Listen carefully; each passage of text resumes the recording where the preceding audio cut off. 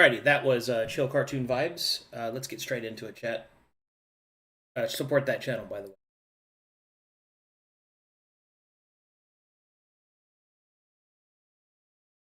way.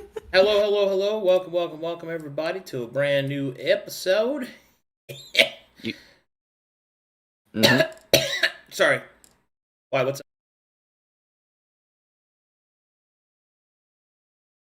He killed me. I fucking saw what you did. Alright? You fucking mewed me. Yeah, I saw you fucking mew him. And now I'm over here trying to fix my chat bar, which is fucking broken. There. Alright. Anybody got a cigarette? Whomst would like to give the recap? Man. Last week, these guys spent like 2 hours interrogating a guy and did it really badly, and then killed him. And then I spent like an hour with Buck, and he was so chill. I spent an hour with Buck. Oh, man. He had a real poet spirit. It's what's on the inside that counts. He had a real poet spirit. He's more or less a helmet-on person. Yeah, that's what he is. Anyway. Working Joe's going to be late, so we're going to go ahead and get started without him. We will pick right back up with the blizzard having lifted, and you continuing your march, and essentially setting up for your assault. And the roleplay around that. Yeah. Okay. Excelente. Let me take you guys to the map.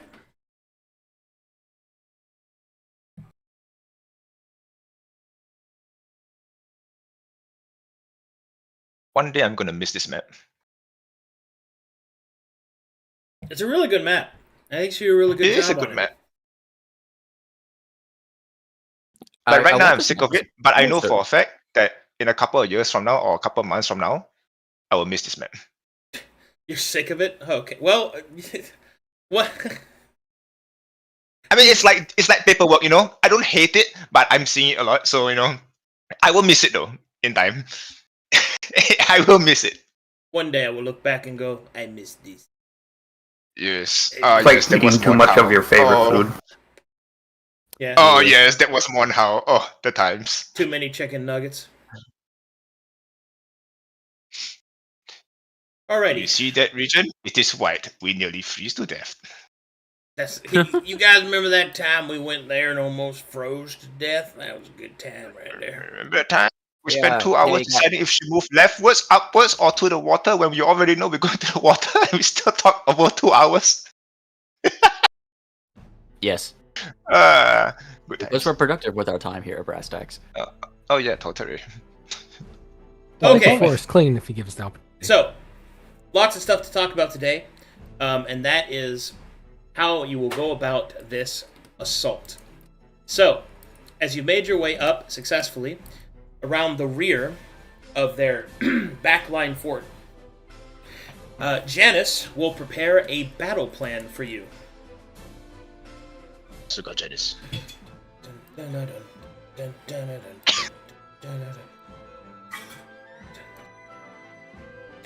Alright, let me get this NPC out. Let's put her up on the board so that chat knows who's talking to you guys.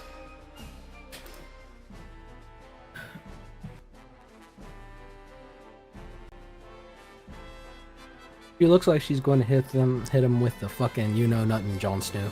Give me 2 seconds. You can have 3. Take 4. Or Yeah, is that a falchion? whatever it is. I wonder wanna if know. she's small or like it's big. I don't know. It's like Alright. proportions on it. That looks like a falchion. Yeah, I'm pretty sure that's a falchion. Her weapon is a falchion. Ooh.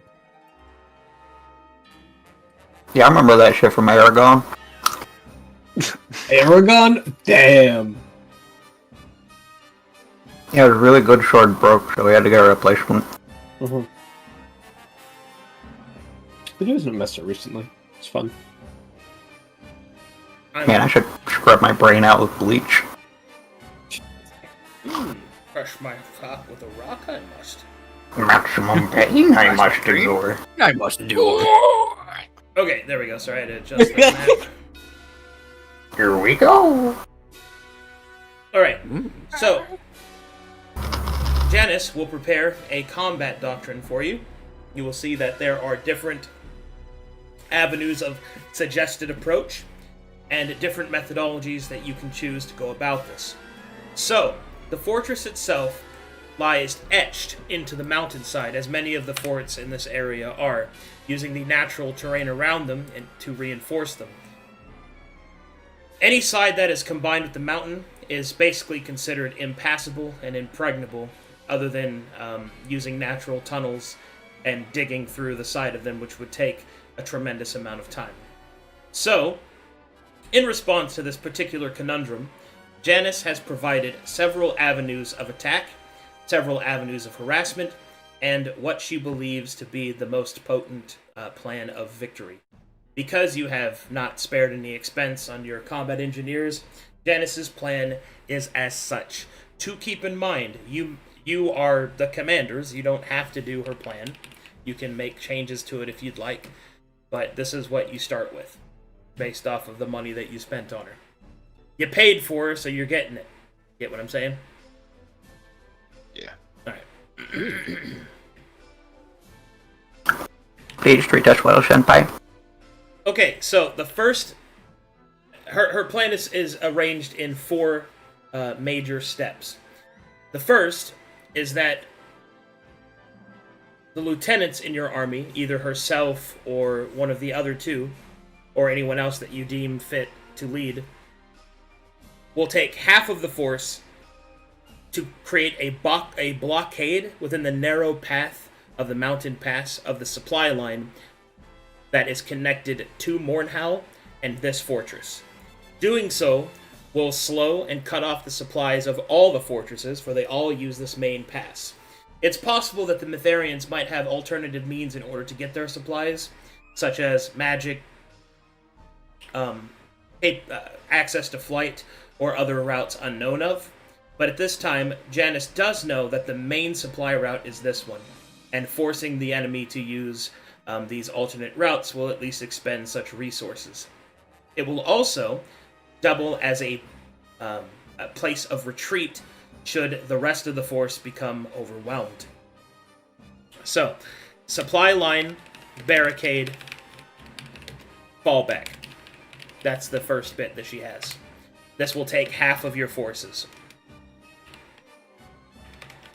Let me make my own notes, in case you guys make any changes here. The second phase of the plan is that the main force, the remainder of the half of that force, will press their way up towards the fortress and will siege it. Most notably, her plan is to perform a false siege. So, this will take 2 units, which will have your forces again, to set up a false siege, building palisades. Many of the combat engineers will be there to do that, to make it seem as if there are more troops preparing to wait out the winter to assault. Since winter is so close, the Mytharians will most likely not believe that you will attempt to attack whilst conditions are poor, and a siege is more likely to take place. And because of that, the Mytharians will depend upon their supplies and will send word for aid, which is what the secondary force is for. The primary force will then hold position in a false siege.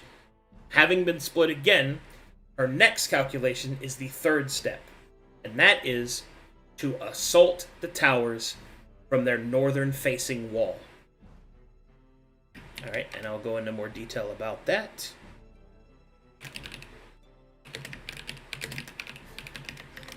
So, the northern-facing wall is the wall that looks towards Mornhowl.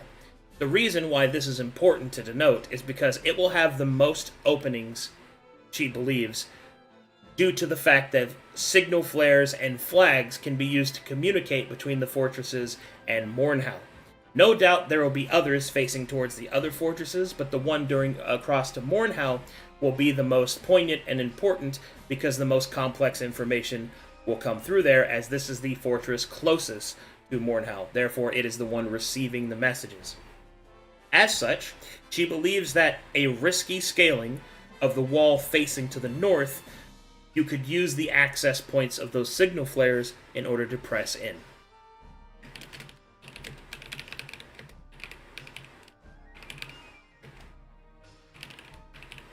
And then finally, the fourth stage of her plan is to use the potent combat capabilities of the commanders, which is you, to press their way through the enemy forces to supply, to open the gates.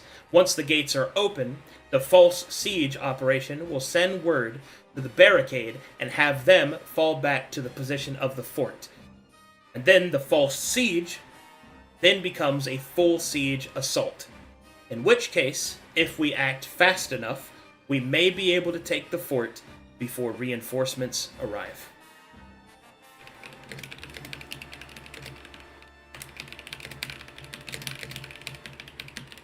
That is Janice's plan.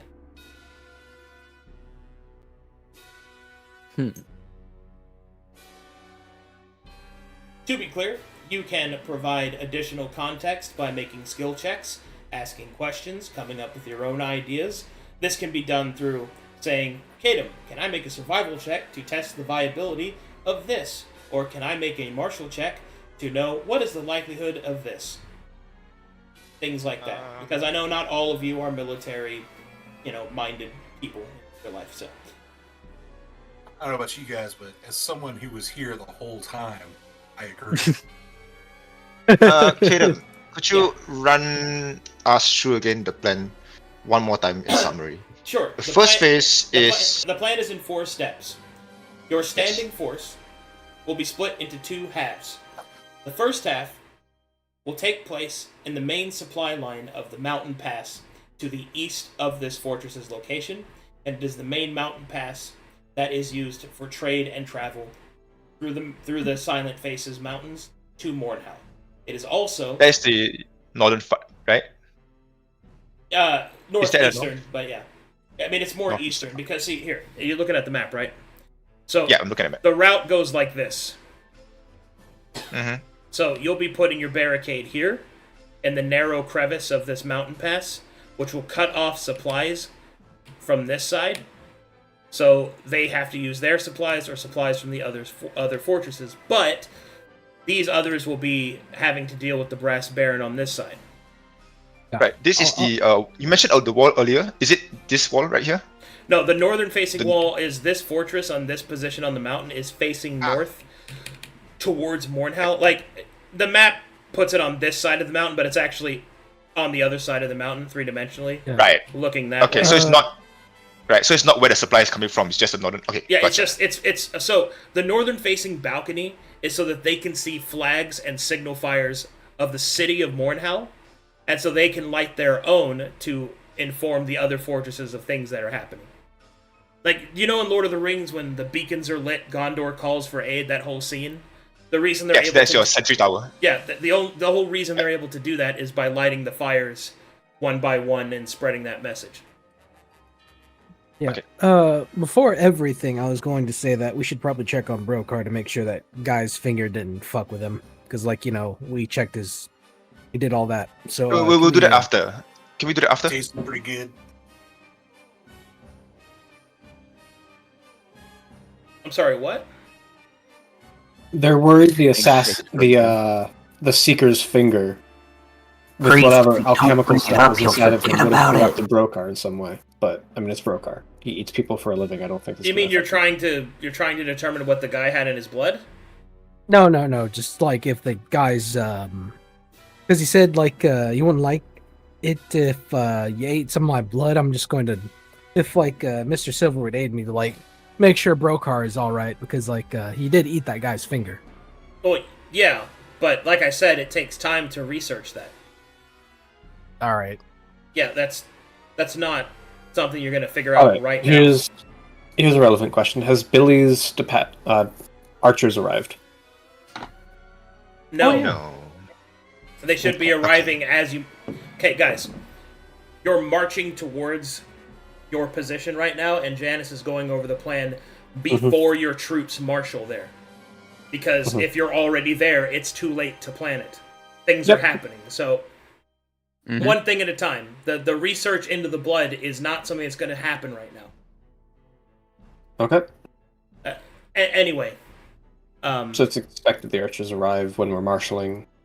Well, yeah, that's the hope. That's the benefit of having the Silver Coast Trading Company, is that the new reinforcements will arrive as you arrive, because they'll be moving at double time.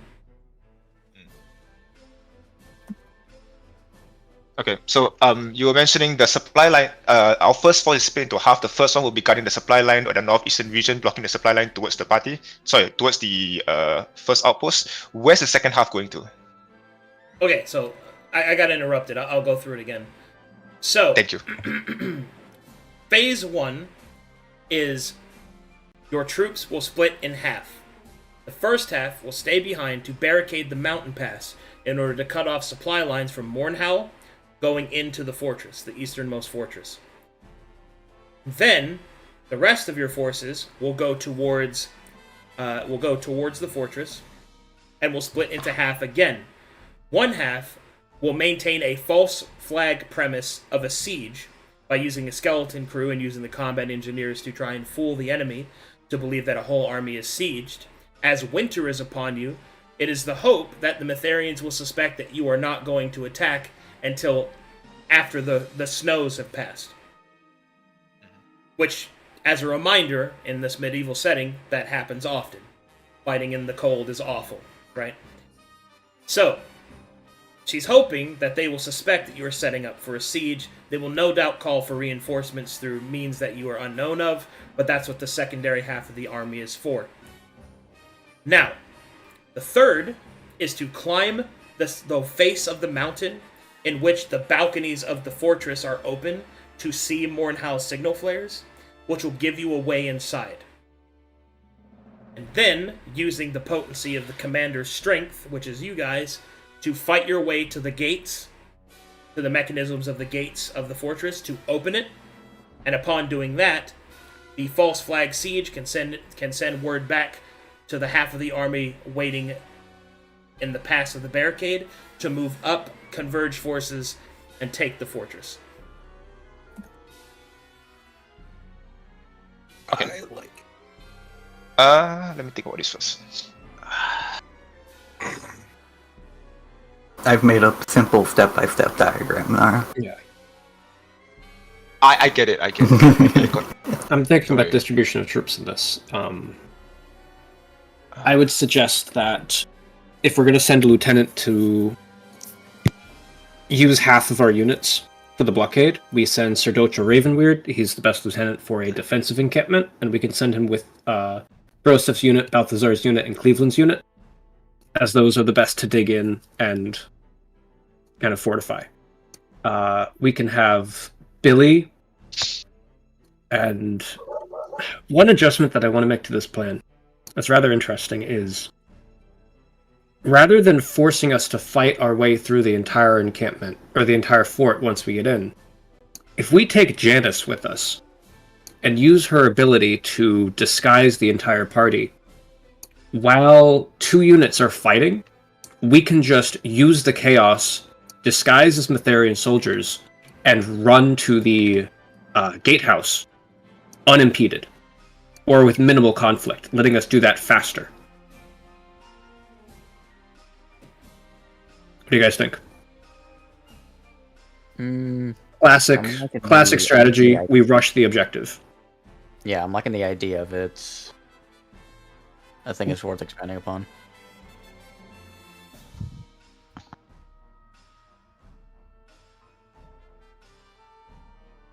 Questions, comments, concerns?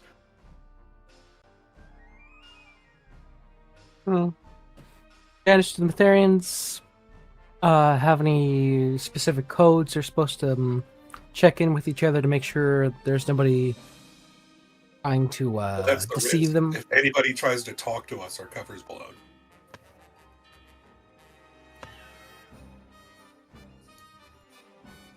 I mean, we can just quickly say, like, we're being sent to deploy, at the gatehouse for guard or something. We can also use stealth where possible to sneak by and not. It just gives us the option to not have to fight our way there. We obviously won't be able to stealth as much because they're aware, they're alert, they're on guard. But sneaking through disguised is possible in the chaos of a sudden siege and a sudden attack. But, Yeah. but you wouldn't be attacking. Kidam, I need to make a few checks. Two things. So first thing, I need to know how often do supply lines travel from one house towards the easternmost fort. Can I do a marshal check for that? Sure. Fortresses. The 4 fortresses of this side would need a constant, a constant supply. Probably once every 2 to 3 weeks. How long do we have till we need to meet up with the Breast Baron in Monhau? 2 months, I believe. So we have about 2 openings for the supply lines ish. 2, 3. Presuming if it's 2, then we have 4. If it's 3, we have around 3 visits, right? 3 lines. You've got. I presume you have to go back and forth. Using the information that you have, not saying that it's accurate. That would be 2 opportunities of resupply that the Metharians would get access to. That if they are not stopped, will resupply them. So if I were to, so it's safe to assume that if we knock out one of the supply lines, they will be starving for quite a while. Well, that's the whole thing. Is that you only have 2 months, so you can't do it the whole winter, which is why Janice is suggesting what she's suggesting. Because you see, the thing is, it's once every 2-3 weeks, you see. So if we knock out one, it's 2-3 weeks of not having food or supplies or repairs, So that alone can weaken them quite a bit. Well, yes, but the problem is, and the reason that, I mean, I don't disagree with you. The thing is that holding the supply line is the difficulty. Because you'd have to hold it long enough for the supply, for the lack of supplies to take, effect. Because the fortresses are also built to withstand sieges as well. They have stockpiles, right? And you don't know how much those are. The real reason that you hold the supply route is to prevent reinforcements. Not just food, ammunition, which is important to stop, but reinforcements to basically give any troops sent to reinforce. They have to deal with a pretty large force, right? Because half of your army is 3 to 4 units, and 3 to 4 units versus 1 to 2 units coming to resupply a position or reinforce a position is, the numbers are in your favor unless they send a massive host, obviously. Yeah, that's okay. I see that. Yeah. Okay, so like your forces are. Janice is trying to use the strengths of your armies that you built to deal with this fort. Since you chose to spend money on mountaineering, subterfuge and climbing up the rock face is something that is more capable for these units to do. You also have a higher logistics, which means that you might actually pull off fooling the Metharians. So, this is her suggestions based off of the parameters that you've given. If you really think doing something else is better, by all means, you're the commander, but I'm just explaining her position and reasoning. Okay, so my view is this, right? I feel like her plan works, and it works very, very well. I just want to add one more thing before all of her plan, and that is we poison the first supply line, and then we proceed to block the second one. So, you don't know how long it's been since the last time they've been supplied? If you get there just after they are, then you're sitting there for 3 weeks, exposed to the elements, and exposed to enemies spotting you. And furthermore, you'd have to poison it without being spotted. Like your army not being spotted. You feel me? Alright. Is one person not enough to poison the entire line? Well, I mean, that's risky. It's not about that. It's like, where's your army going to be? You know what I mean? Are you going to put them back 2 days, 3 days, 4 days? Because remember, any force is going to have scouts riding ahead as well. So much of warfare is information and deception, right? So if they know you're there, then they might just attack you. And then you get locked up, and then you face attrition, and then they might reinforce their position, and then you won't be able to take the fort at all through traditional methods. You see what I'm saying? Right, there's risks. There's risks here. You're right. So yeah, Janus plans fall apart in that regards. Yeah, I get you. But Janus so Janus does have a con, like a weak spot in her plan as well, and that is that your forces are split. If the Mytharians, there's a lot of moving parts. If the Mytharians are not fooled, they may just send out a force to meet your skeleton crew and decimate them, right? And then you've lost 20% of your army, and then you're cut off from your other forces. So there's a lot hinging on the abilities that you have. But remember that no plan survives contact with the enemy, right? Like, there's no perfect way to do this. It's about where you want to put your risks.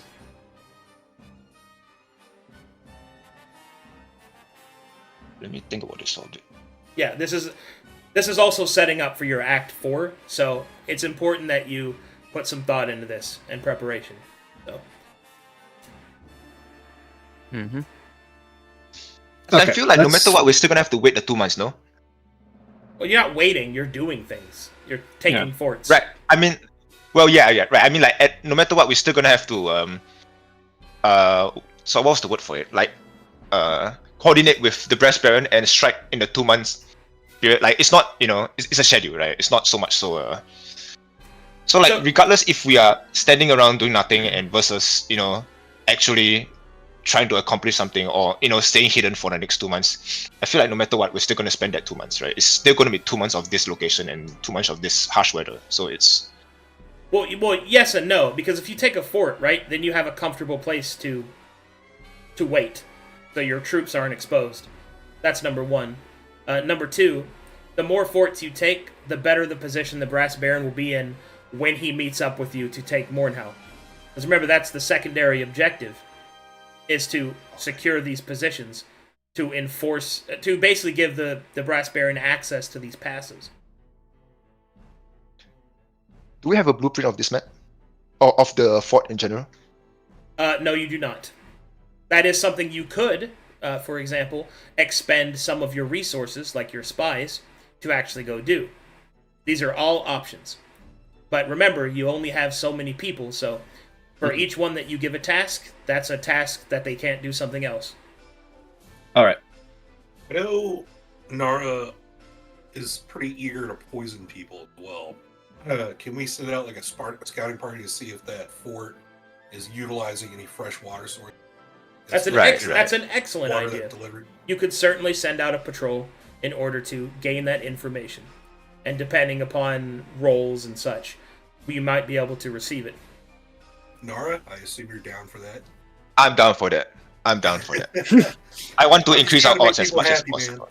Out in that man's mind. Well, that's my idea. Let's do that. Okay. I got a whole list of player ideas here that we can roll and help me shape what's coming.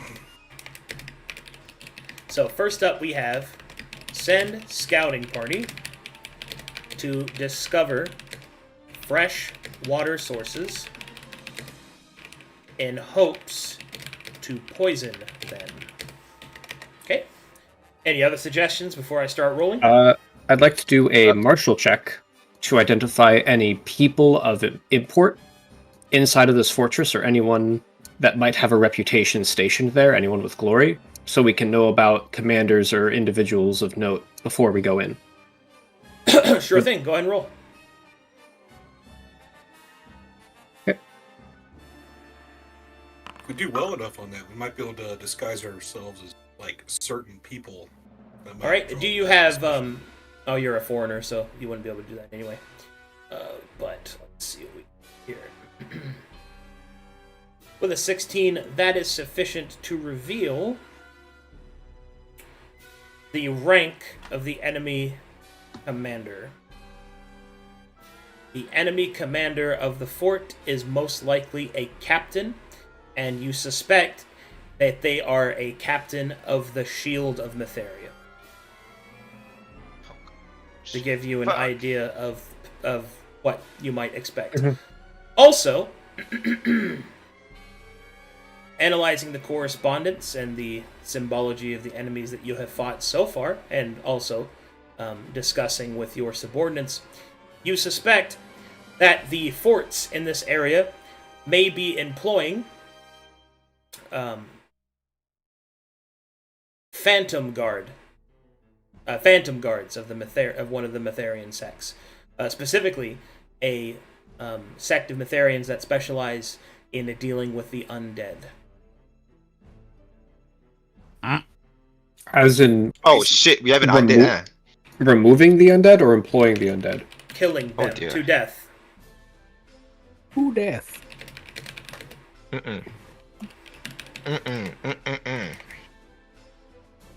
Just don't take your helmet off. None. You might want to have someone disguise you. Yeah. Yeah, I've got 50 But- Cleveland. You can take them. Okay, Yeah, you got this. that's So good to that know. you found power. I'm so glad. Yeah, we're not going to help. We just believe in you. I'm just getting my ass kicked. Guys, help! You got this. Why hasn't been that way? Shall we make a roll then? On the note of the spies looking out for a freshwater source, can you throw in the location of their supplies as well, like their warehouse and where they kept their supplies? That's all part of the roll. It's- That's all part of the roll. Okay, sick. Okay. Sorry, there's something else I want to do. I just cannot remember it. Oh my god. Let's see. You guys, with your party makeup, you have 1 unit of spies and assassins. I believe That's we do. correct? Yes. 10 spies. Yes. 10 yes. spies, 10 assassins. All right. 515 So spies. that assassins. means it's a unit that can do stealth patrol. So whenever you are ready, Nara, you can attempt a logistics roll with your unit. So I have a quick question before he rolls. Yeah. If we use these guys to scout, can we then not use them to poison? Or can we use them for both? You cannot use them again until you marshal your troops. So, to give you an idea, your units have limited things they can do, different special actions. Those refresh when you marshal your troops. Marshaling your troops is the equivalent of a long rest for your army. Sweet. It essentially means you if- spend an entire day gathering your forces. Or however long it takes, depending on the size of your army. For example, you can't receive your reinforcements until you marshal your forces. Make sense? Okay. Yeah, that makes Yeah, sense. marshaling your forces also refreshes all of your special actions. One quick question. Shit, what was I gonna ask again? Fuck, I keep forgetting things today.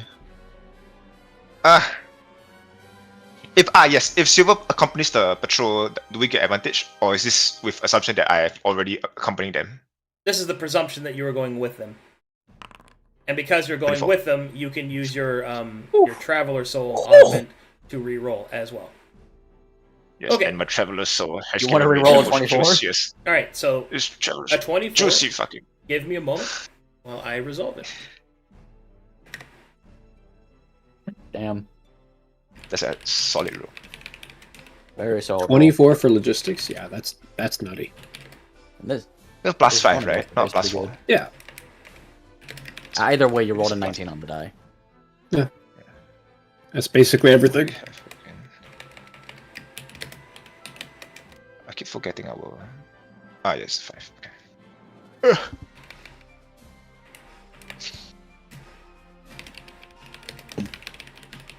Tell me everything I need to I'm know. typing it up for you. Oh yeah, take your time. I'm Thank just you, yapping. Oh, I should ask. Is everyone okay following the skeleton of the plan? At least the 4 steps. We can adjust them, but basing our foundation Still off thinking. of those 4 steps. Alright. Still thinking. I personally, I'm okay with the skeleton of it at least.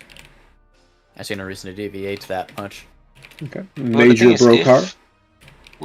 we are about to discover their supplies and if they have freshwater supplies and all that stuff, right? We're gonna incorporate the poisoning of their supplies before we make the attack. So Yes, there might this be is a few just- changes. Yeah. So the skeleton of it is not done.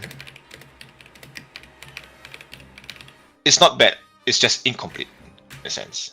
That's how I feel about it because there's too many moving parts here. Alrighty, Right? And I have some reports from your scouts as you continue your march. The following has been discovered. There are 3 water sources that the fortress has, one of which is in a semi-frozen waterfall in the back of the fortress, connected to the intricacies of within the inside of it. There are 2 quarries that are filled with fresh water. That's man-made stuff. So they have 2 large stone tanks in a makeshift aqueduct quarry, and they have a singular natural source of water that runs nearby. It should be noted that the natural source of water, as it is actively flowing, is nearly impossible to poison. Yeah. yeah, that's Yeah, I'd say flowing water. Next up, you have is the 2. So there are 2 supply caches that they were able to spot. One of which they believe is within the courtyard. However, they think that one of them is stored within an alcove at the top of the mountain that is actually outside the walls. We looting that?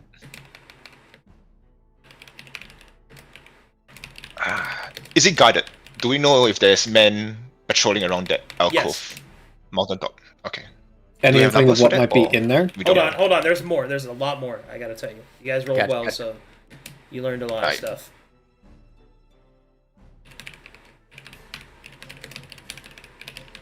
I'm just taking notes. I'm sorry if it's loud, chat. I realize that my typing's really loud, and I don't mean it to be. Honestly, this keyboard's a lot better than the last one. I will say that. So, See, if there's anything you can do to fix it, is to bring your mic closer to the keyboard and smash that motherfucking thing. okay. Next up, your scouts report that there is a heavy presence of crossbowmen.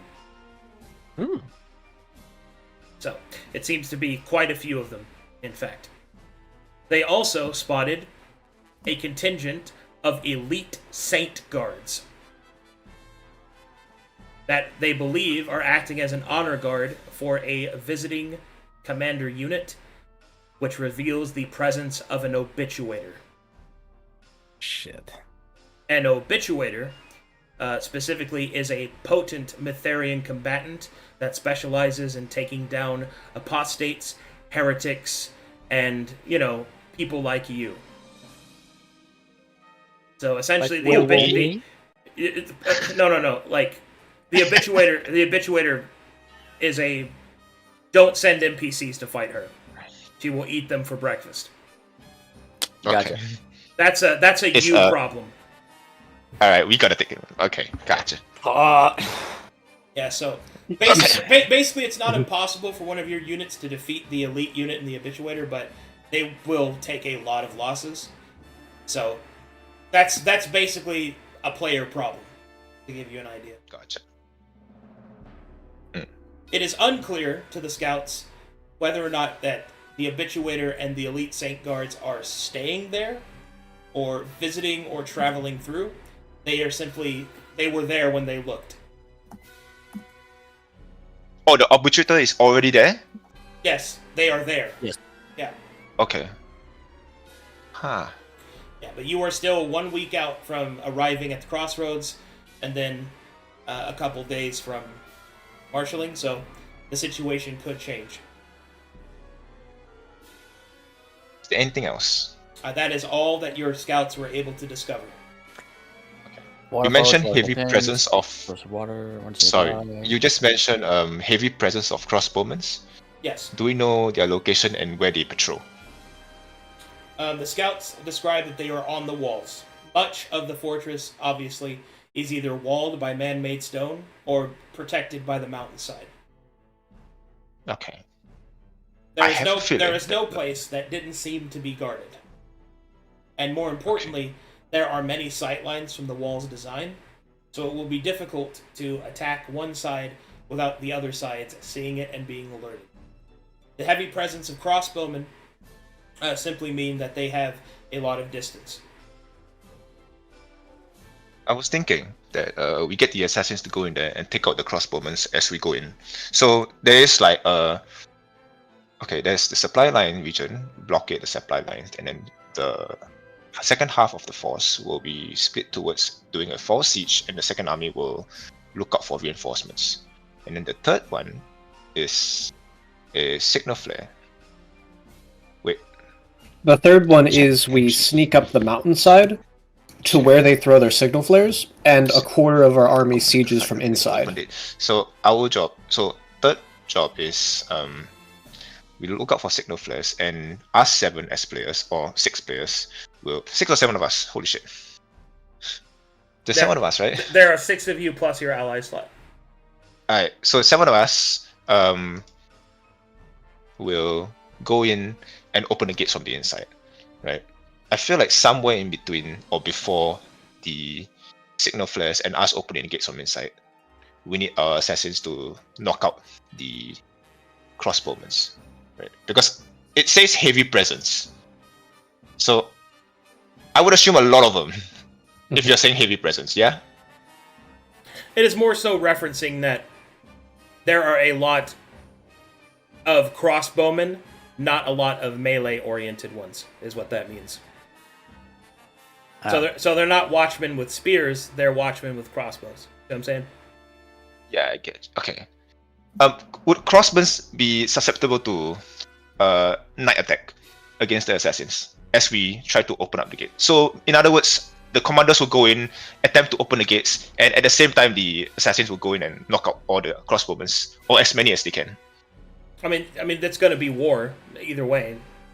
So if they roll but well, we want to have the idea is to go in long before the war begins, right? The moments before the war, we knock them out, and then we open the gates. Yeah, I know what your plan is. I'm just trying to give you realistic expectations of trying to time all of this without a magical ability to communicate with each other instantaneously and constantly.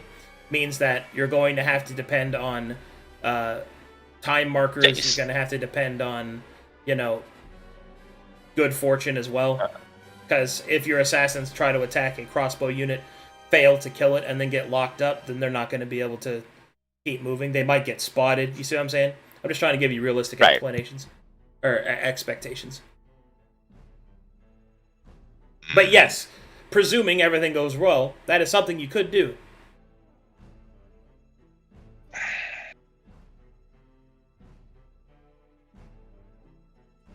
Okay, let me just write this down real quick. I need to think this through. Step 1. Set up barricade with half force.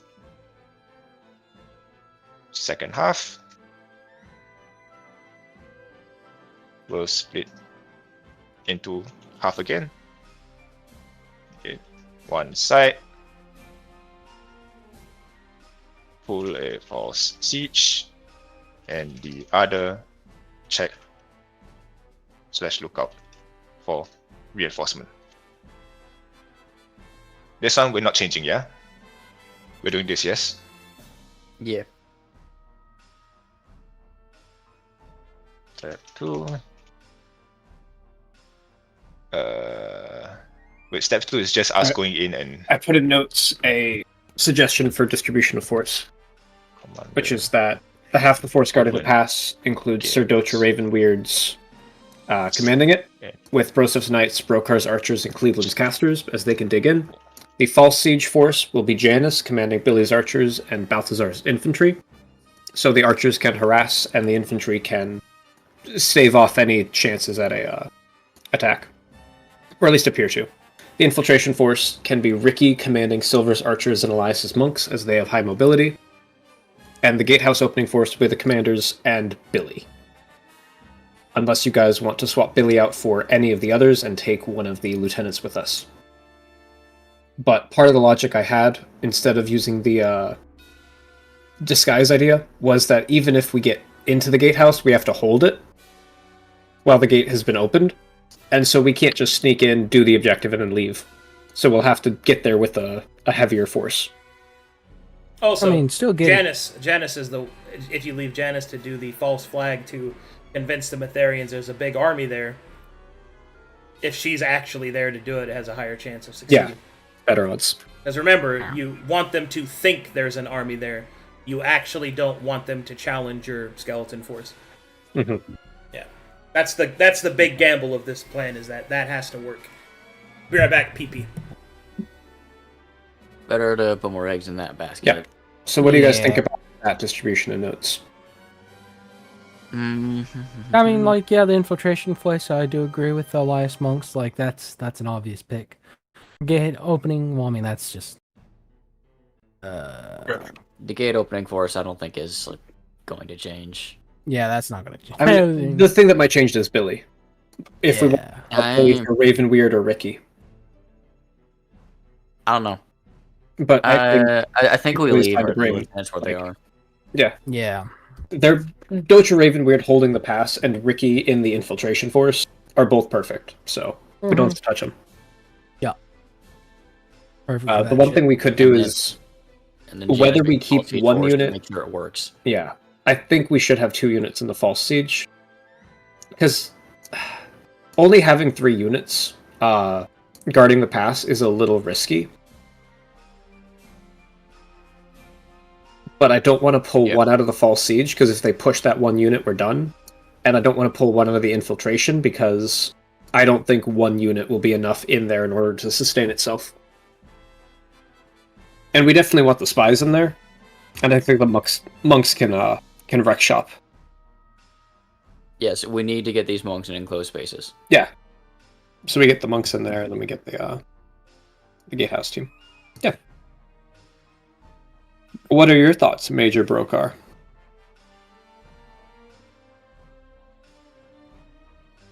Major? I see. What are your thoughts, Balthazar? Oh, as I said, I agree with the assaults, like the assault team, like all that. Yeah, Janissers, I mean, like, there's not really arguing with this. Like, it's basically what I probably would have thought if given more time, but you came up with it faster. Mm-hmm. And Elias, do you think Ricky can handle the infiltration force? Yeah, probably.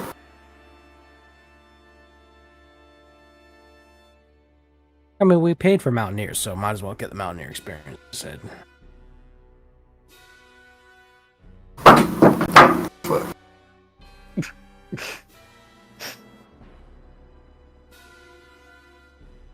My thoughts is just in between the false flag and between the false flag and the commander opens the gate from the inside, we poison the food and water supply. I mean... And then the day after, we open up the gate from the inside. Presuming they have to eat beforehand. Or 2 or 3 days.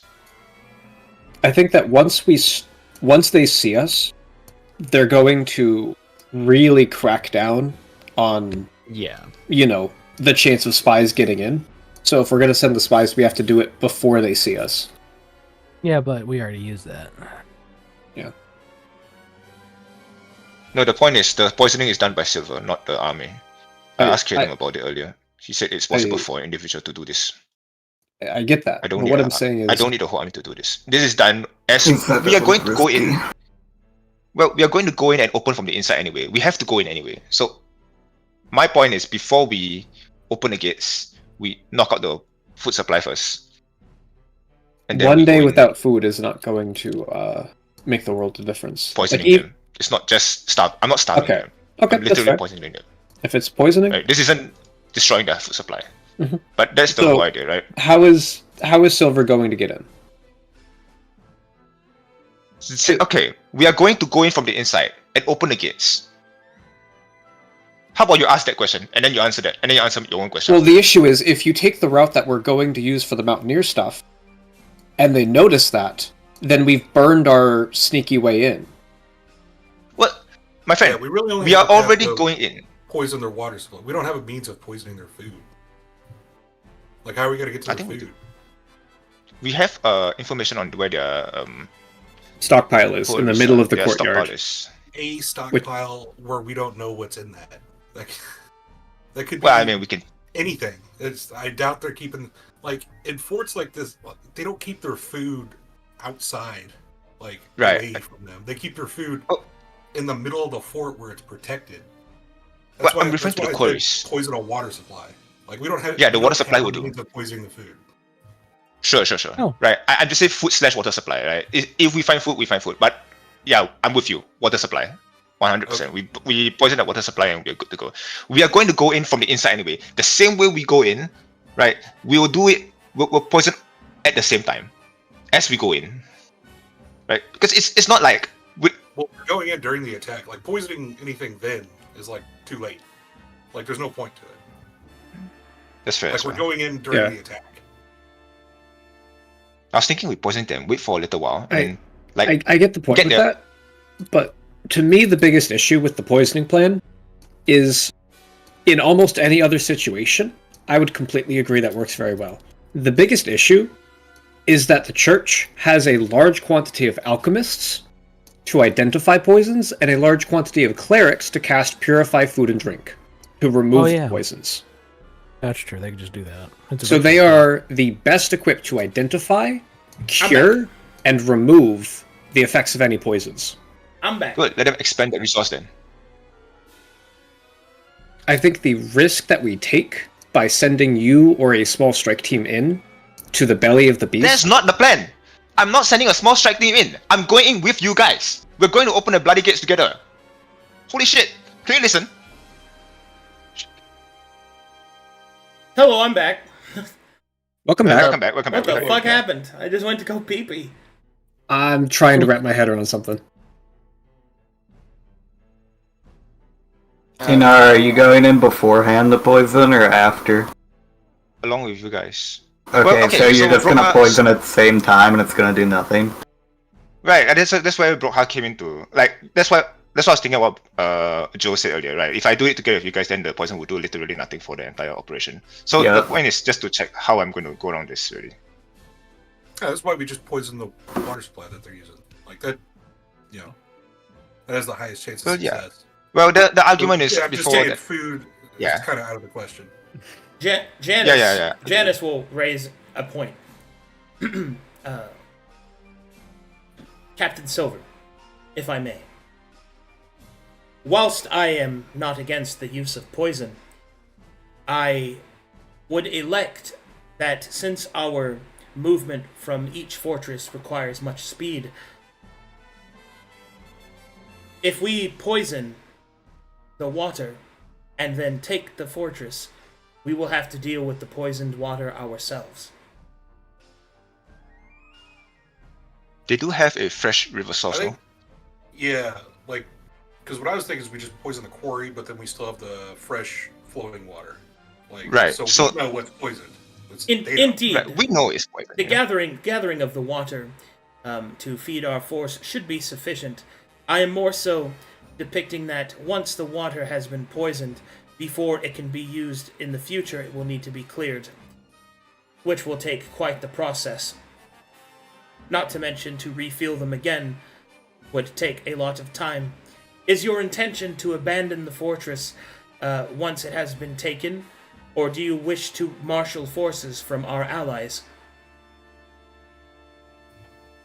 I can inform the prince Baron and his men. Indeed. I would believe that if your intention is to take it and then send for reinforcements in order to stand watch in the fortress so that you can continue your way forward, I think that perhaps such a thing might be capable. But poisoning the water of those men may slow this reaction somewhat. I have a different proposal, one that might see a better use of your poison, if you'll hear it. Speak. I believe that the presence of the Obituator has lended us a unique opportunity. Such a high-ranking Mytharian will require dogmatic surveillance. Indeed, the proselytation of her very presence means that the use of certain paraphernalias would be paramount. Specifically, I am speaking of the ceremonial wine that they use. If we were to target, perhaps, the drink of the officers and those used in their religious rituals, our men could simply avoid it once the fortress has been taken.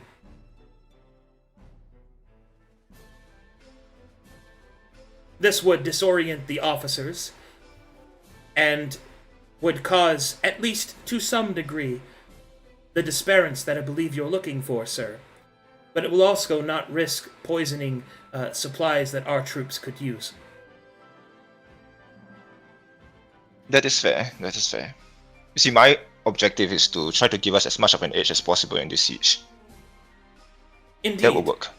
That will work. I just wonder if we can do a little more about it, though. So I do feel like we're missing a lot of possible attack points over a couple of over time, sir, quality of life issue. More information will be needed. Intel is only useful as long as it has not grown too old. We are still yet a week from our proposed point, plus the marshalling. I propose that we send out another set of scouts when we grow nearer to our objective, in order to ensure that our intelligence lasts. That's fair, yeah. I'm of the same opinion as well. I should also mention that our enemies are Mytharians. Their abilities do coincide with the curing of poisons and removal of such things. Granted, it will cost them resources, but I believe that if we have the highest hope of doing the most damage, perhaps if we were able to time our assault, as it were, during a time of ceremony, perhaps upon their holy day of Wednesday, we may be able to poison the wine the day before, and then make our attack the following day. Such preparations for Holy Communion will have already been in place, and the enaction of such things, if we time it correctly, will give them no time to counter. One question. How many men do you think we need to do this? Do we know where they're storing their wine? I do not. Hence, a difficulty. But the presence of the obituator insinuates that there must be a cache somewhere of their religious accoutrements. If we find it, we may be able to strike. If I might speak up, Brokar, I know you've been recently diving into the religious aspects. Is there anywhere special they need to place it for religious purposes in the fortress, or do you think they could just leave it with the rest of food? Oh, I don't know nothing about the Mytharian faith. I've been delving into the splendors of the Masters of the Deep. Have you heard about our Lord and Savior, Big Serpent Boy? Yep. You heard of this motherfucker Cthulhu? You heard of Cthulhu? Does anybody here have religion trained? I do. You can certainly try if you'd like. That's why he asked. Yeah. Now you're a foreigner, so you'll have disadvantage, but. Oh, just okay. Well, it's something. My man. God damn. This guy. Disadvantage. What the fuck you roll? You roll a 16 twice. So nice, you say it twice. Okay.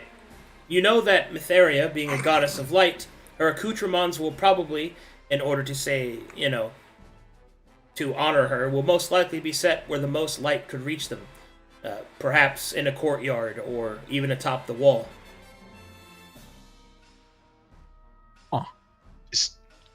Knowing that, it's safe to... there is a supply cache in the courtyard, no? Do you think that might be that? Do you think that might be it?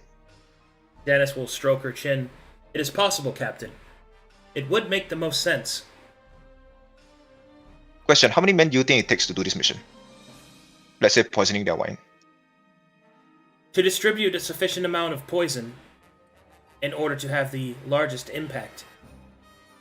At least 10. Those that know how to move unseen.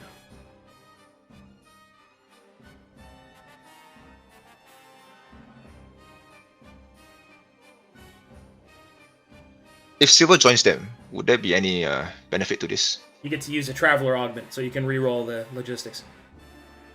Okay. there is a concern of us getting caught in the midst of the mission. This is a possibility, yes? Are you asking Janice or me? You. Yes. There's obviously a chance that things can go... There's always a chance things can go wrong. That's... Gotcha. There is nothing here that is guaranteed. Everything will be rolled. Yeah. Things can go poorly. You might as well just accept that. The idea behind it is to manipulate odds as much as you can in order to, by all means, make good choices, but understand that it's war. And also, your enemy has movements that you're not aware of either. That's the other problem as well. But don't you guys are doing fine. Don't get too bogged down in the what ifs, because we'll be here forever and won't make a decision. Yeah, I plan to do it anyway, right? I plan to do it anyway. So it sounds like that the party is at least considering doing the poisoning route. Is there anything else you guys want to do? For example, sending out a scouting party to find better ways through the mountains, or to detect enemy movements, for example. Do you want to double march or keep the current pace and setting? Lots of different things you can do. It really depends on your logistics. With the 24, do I know how many doses of poisons do I need to make this work? To make this work, you will need at least, I would say, 20 doses of poison. A basic poison. Nothing... You don't have to use your super one or anything. Yeah, I get it. I can't make it anyway. Okay. I'm gonna need Balthazar and Billy's help for this one. We can do this in what? Are there any war spells that our casters can use in this situation? War spells. What was the level you guys went with? 3rd? 3. Mostly 3 with a single 4 in both. Majority 3rd. Yeah, majority 3rd. There are no war spells that you currently have access to. Okay. Oh, that are applicable to... Yeah. To this, like... Gotcha.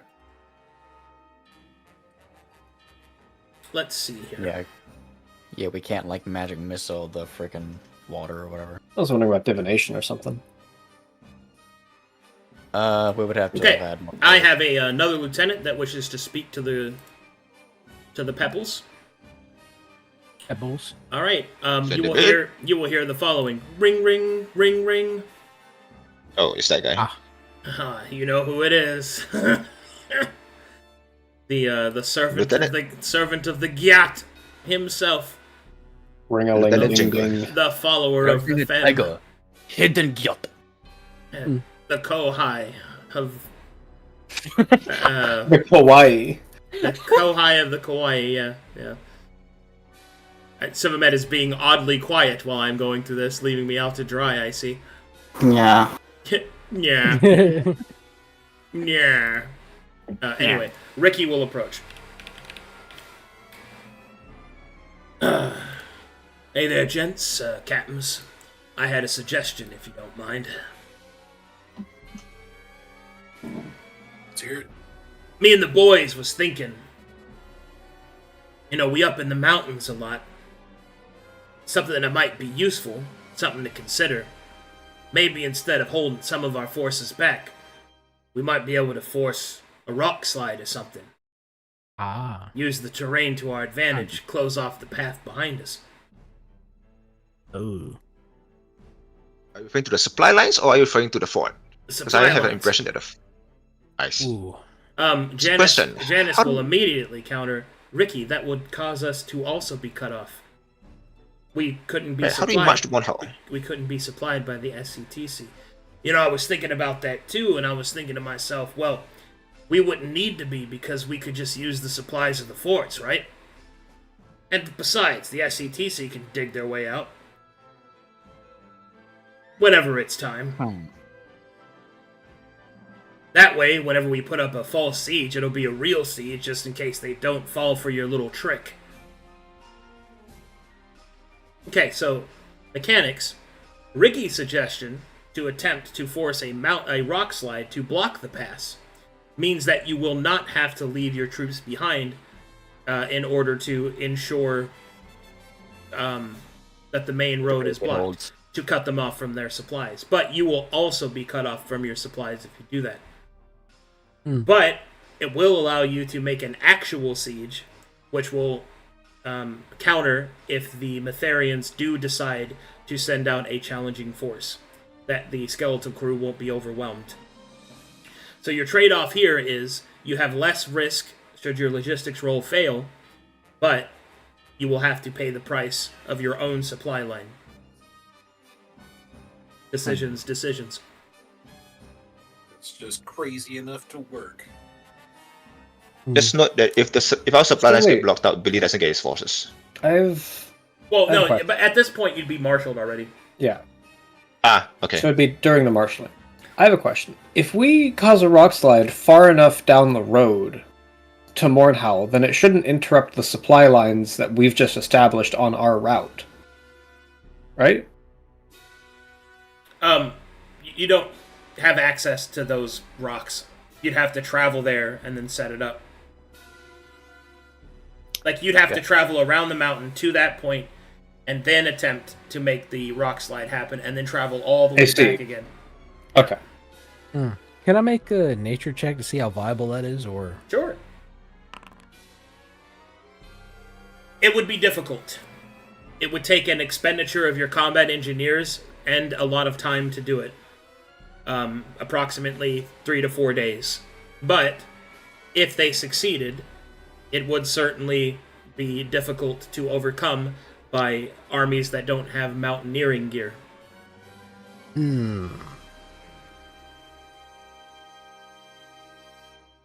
How many days travel is this?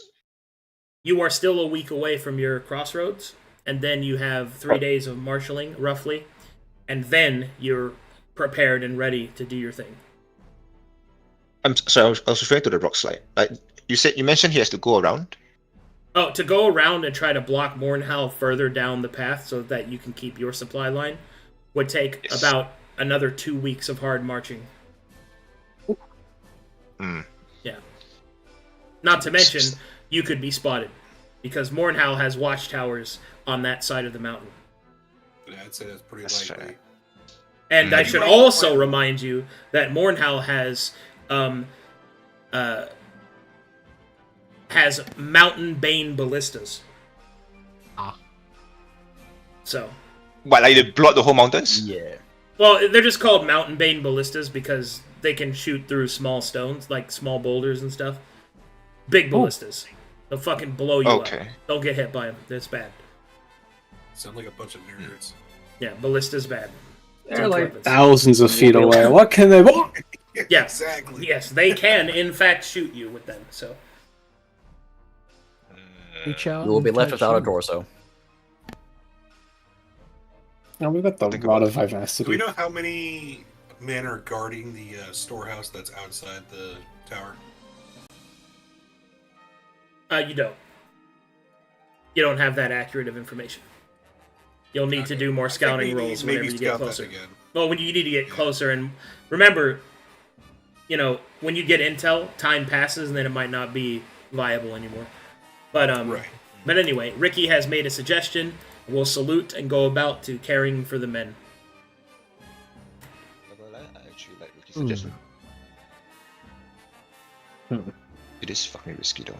I'm still of the mind of deploying troops rather than destroying the pass. It's a time delay that gives them more time to prepare. And right now, time is of the essence.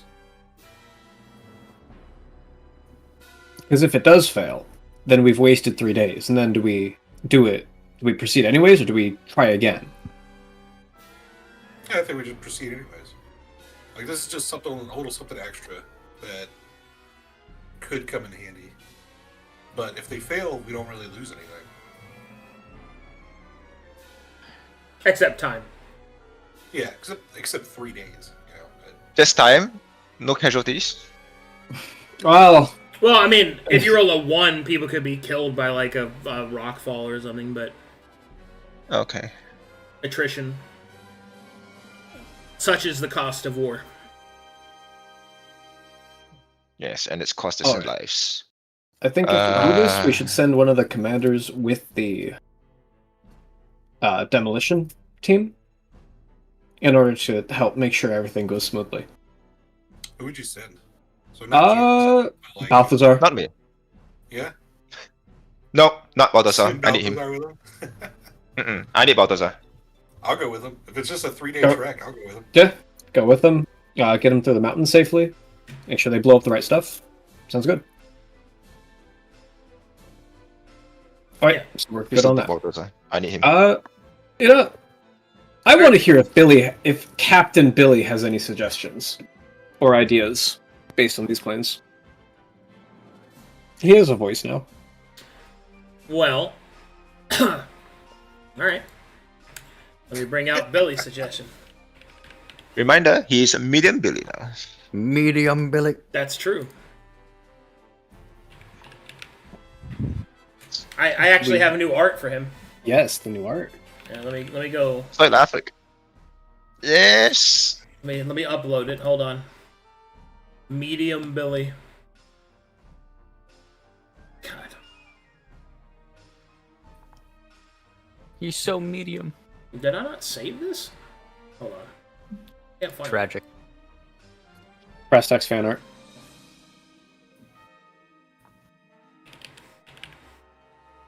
Oh, how did I forget about that? Yeah, meeting Billy was awesome. Medium Billy. Oh yeah. Doesn't he? Look at he's growing up, man. Oh, look at my growing up boy. He's growing. Got so many crossbows. Just so many crossbows. All right, hold on. Peanut's become a walnut. He's grown as well.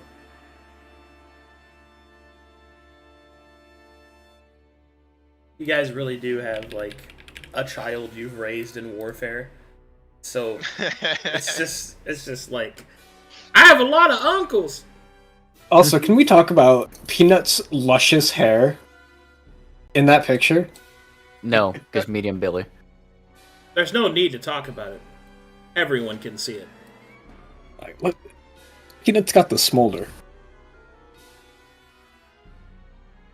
Meanwhile, in Hillylocks. You're being Horseman!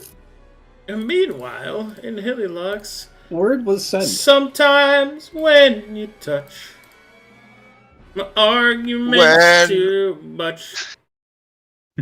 When will my refreshing show? As he looks into the drinking puddle as he waits for Elias to pick him up again. I miss my cat boy. He's not real. You can't hurt me. You're not real, you can't hurt me. Cat boy. Get out of my head. My third percent the horse ain't real. I was a gift from the breast man. I am precious. He will come for me. He loves me. Oh, Was he a gift from the breast man? Yeah, it was one of the rewards we got for starting the campaign. Remember, it came with the breast medallion. We all got a little item buff from or was it Hailhorn? I got that fucking Magna hammer that I really didn't want, but Magna somehow hammer. Kaden managed to convince me that hey, if you actually landed a crit, especially with the riposte build, that would be great. I never the critted weighted once. cestus. Never critted once with that thing. Oh yeah, was yeah. a- You're right. It's my fault that you didn't roll a crit. Yeah, and then like Kenneth would swing it once and literally crit on the first time. Yeah. Yep. Man, I never critted once. Real different. It was so painful. I was love like, it when "Hey, players now." blame me for not rolling dice. That's great. It's okay, I mean, it is you are the DM. I It should have is your gotten the fault, fire flux. You know? Damn it! I should have gotten the sparkle shield, the one that detects yeah. treasure. Yeah, the one that takes treasure. Oh wait, is it Twinkle? I think it's Twinkle buckler. Yeah, I should have gotten a Twinkle buckler. All right. So you call forth to little Billy. As he walks in, you notice that he looks a bit taller than he did before. And here we go. Behold, medium Billy. Damn. He will walk in. He'll go. Hey, hey everyone. How's it going? You guys called? Good, you're here, Billy. Yes, we're looking for your input on the current siege that we're planning for. Well, you know, I think maybe we should. I think our strengths really lie in all of you. And I think any sort of plan we use should really utilize your combat strength. The things that I've seen you take down were really cool. Oh my god. Why does Billy... Okay, you know, on one end I appreciate that, but holy shit, that was the single most useless. He'll put a hand on Billy's shoulders. Billy, the things we've taken down. He'll smile. Billy will remember this. Wait, positive reinforcement given to Billy? Also, maybe we could send a search party to go back and, you know, get that one thing that we found. He looks at Mr. Silver. Oh my god. What? Okay, I think a week has passed since then, right? I think it's fair to just tell the party what we found. You want to do it? But I don't think we should should I, Mr. Silver? I do feel like it's a bit dangerous. God, I feel like I'm going through them. puberty myself again, dude. It's like back and forth. I see. Here's the thing, Billy. I do becoming a feel man! like I think I'll use my credit card. Billy, I think the real issue is not the idea of picking up the hammer, but rather what we do with that hammer. Hammer? Well, I'm just saying, Mr. Silver, that maybe, you know, it might be important to do that. I mean, it's just a thought on the side.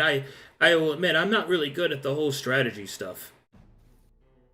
It's a dangerous artifact. If you're worried about what it does, you can just give it to Broseph. Oh, actually, I do have a question.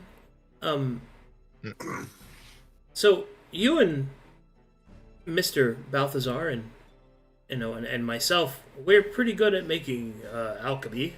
Maybe we could make some bombs. I was thinking that as well. But what are we gonna use it on? Well, you know, so let's say, for example, we couldn't get inside. We could just blow the gate.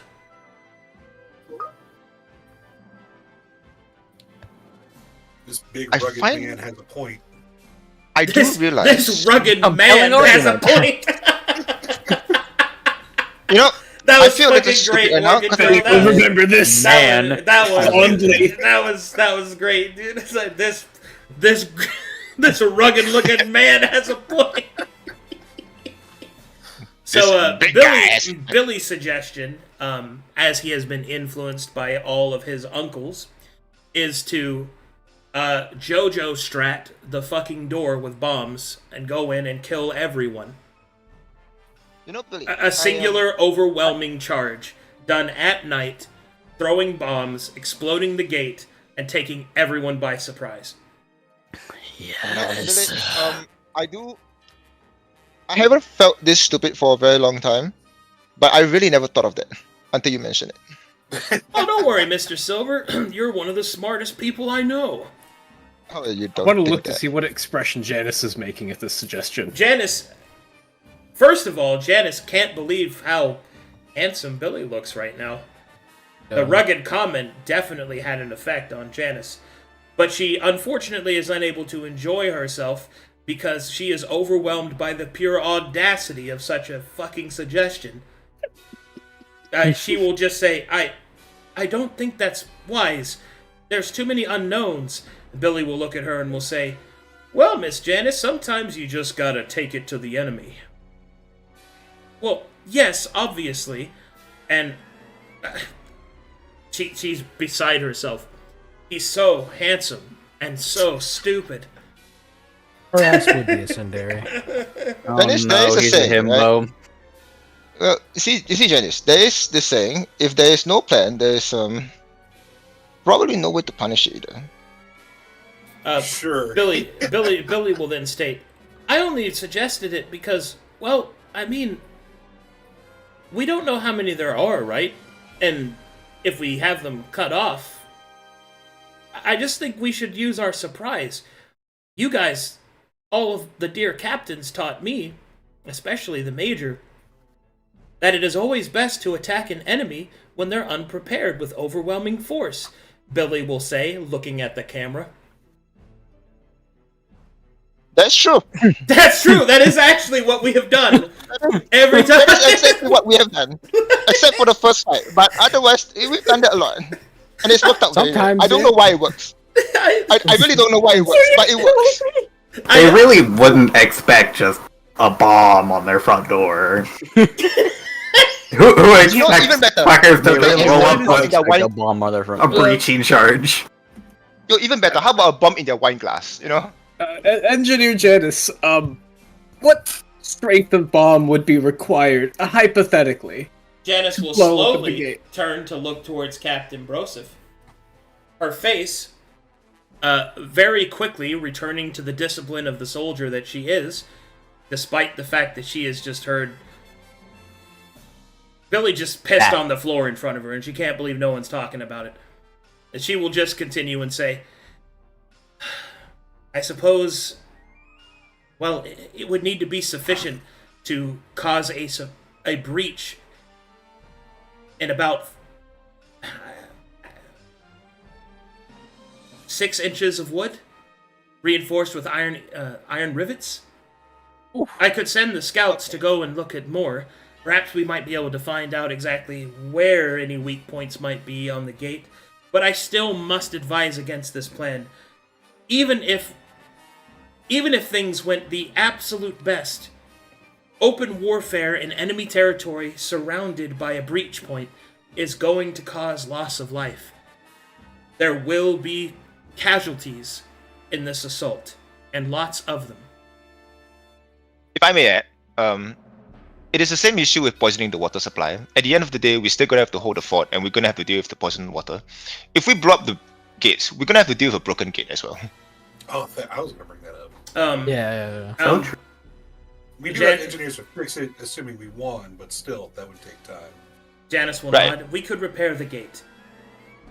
It takes time though, so we don't The want to second have to. issue. Oh, go ahead. Janice will just say, I will follow your lead. I suppose the idea does have some merits. She will look over. No insight roll needed. She doesn't think that it has a lot of merit. But Billy will place his hands on his hips and give a beaming smile to everyone present. I'm glad I could help. You know, you are very helpful. Gosh. Because here's the thing, right? We don't have to blow up the gate.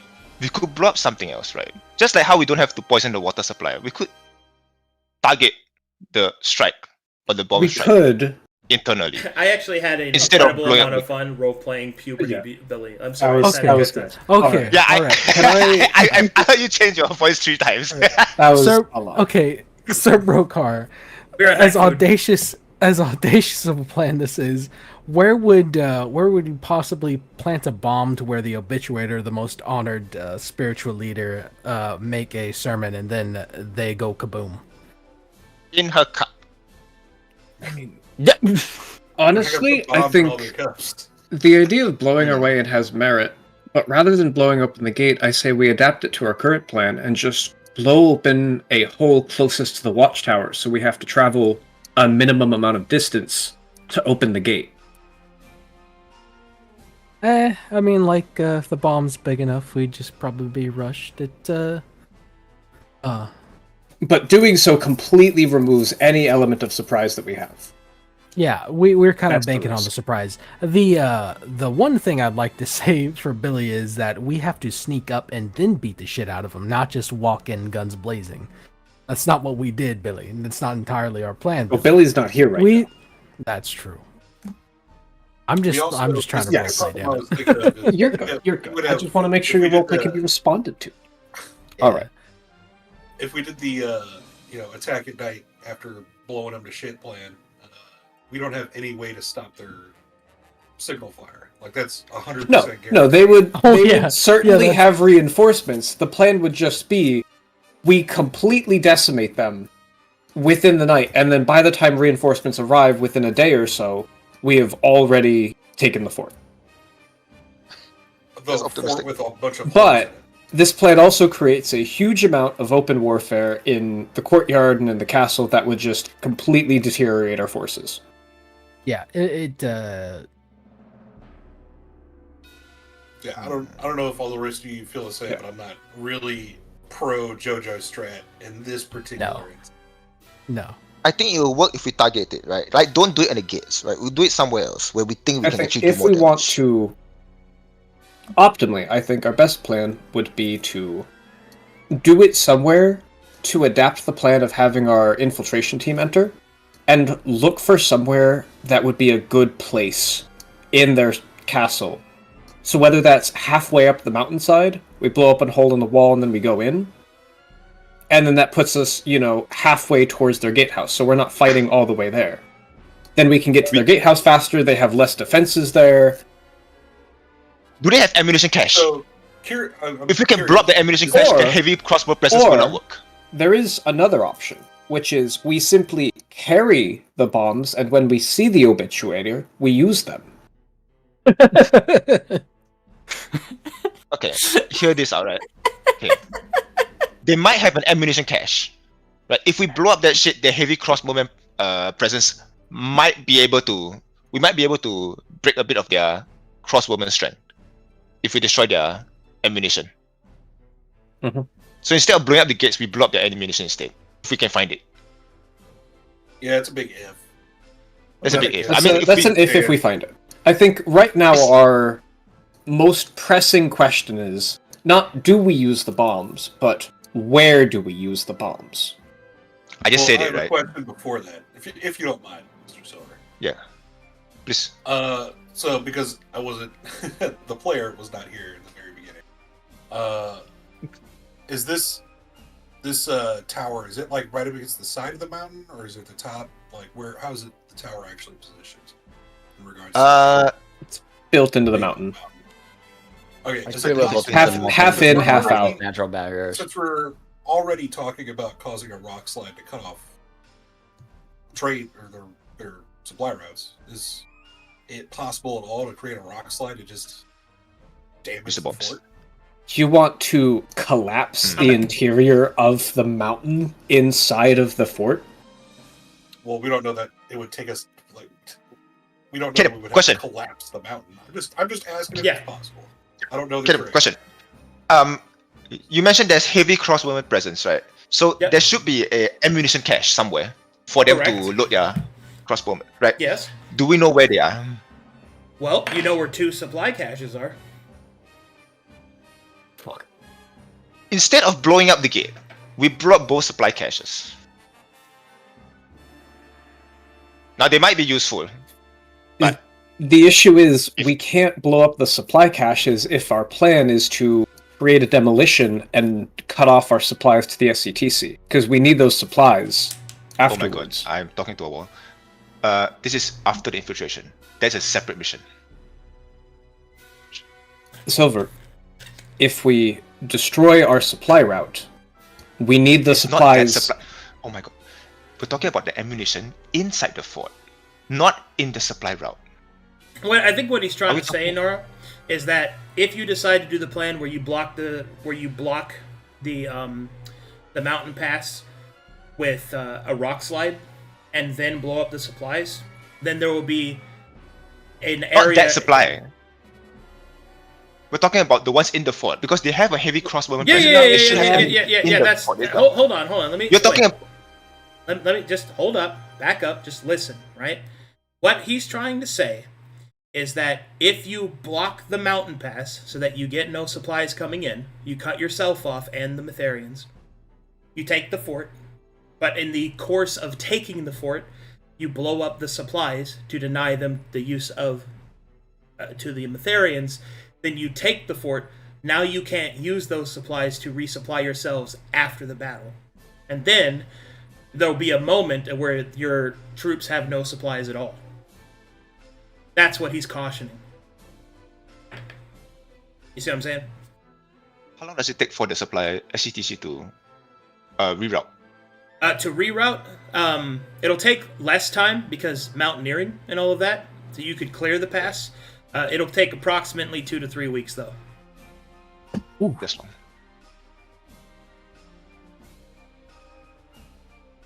2 to 3 weeks without Can we supplies arrange for the in middle of reroute enemy before territory. we attack? What's up? Can we arrange for the reroute before we attack? You can, yeah. That'll Also, shave there'll some be time plenty off, of but... Bavarians to eat. after the Oh, battle. okay. Just saying. Okay, so, other than rampant cannibalism, will be plenty of Metharians to eat. I'm just being practical. I'm just being a monster. I'm just feeding into the stereotypes that the Betharians say about foreigners. I hear they eat people. I did that one time. Elias says. I did that one time, and I was under a lot of stress. I did it I one was time. young and stupid 5 months ago. I did it one time. Young and stupid 5 months ago. But Mr. Elias, you ate a person. I mean... Shut your ass. It was alright, but... I'll beat you. I got a switch on me now. The beginning of our relationship. Don't make me get my switch, boy. Mouth off to me like that again. What's up? Takes out the at this ancient point, ancestral cord. we're pretty on board with the bombs, but we're wondering about the best way to use them. The current plans offered include the gate, anywhere on the mountain that would let our infiltration team get closer to the watchtower rather than climbing up the signal tower. Well, the supplies, and just throwing them at the obituator. Okay. Janice can offer her input. If you insist on using these bombs, captains, might I suggest a different course of action? You had already once mentioned about poisoning their water supply. Perhaps instead, we use the bombs to explode the inner water tanks, causing flooding within the encampment, within the fortress. The cold temperatures will no doubt cause perhaps some sickness and distraction.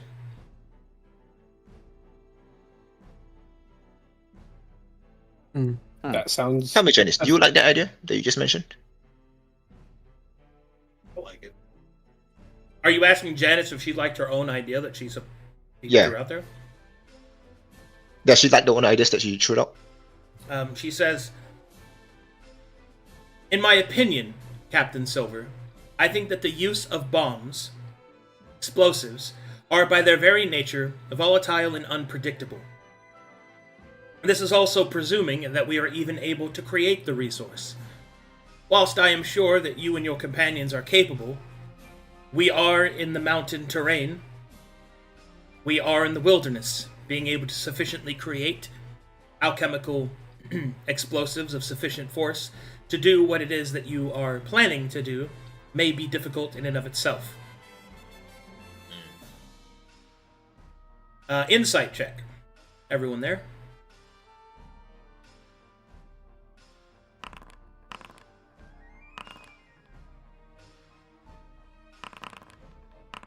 Well, we all suck. Oh my Thank God. God for Cleveland. 17. Cleveland, you sense that Janice actually seems afraid of talking about this plan. We are in the mountains after all. We might cause a landslide.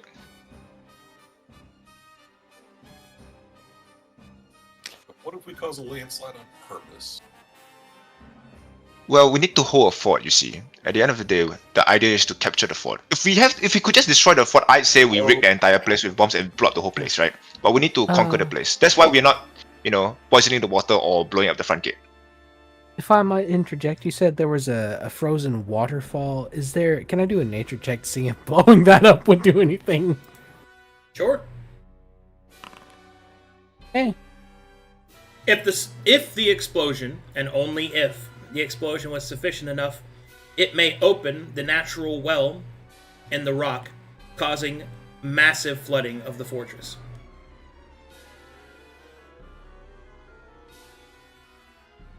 And then when we take it, we have to deal with the flood. Yeah, he's like, yeah. Well, it's been a day, so... Yeah. There's We definitely. got to I understand take that this. this is a quality of life issue, right? We can easily sort it out. It takes time. It's a quality of life issue. I also Upon- can't imagine that Upon if we blow Balthazar's anything. suggestion, Janice will say, well, that may be the more amicable. That much flooding may do much of our work for us. Also, as combat engineer, we could simply reroute the water. I don't think it's impossible. And the snows have only just begun to fall. We may be able to do it before the river ices over completely. I should point out that unless we are able to set up a proper timer on these explosives, anyone that would enact it runs a great risk. For we know not how much of the mountain's fury is behind that ice flow. Meaning that if you don't have a timer on it, whoever takes the bomb there runs the risk of death. Not from the explosion, but from, the fucking problem. But from what is the problem? The bomb. The working. giant wave of ice cold water. If you don't have the proper timer.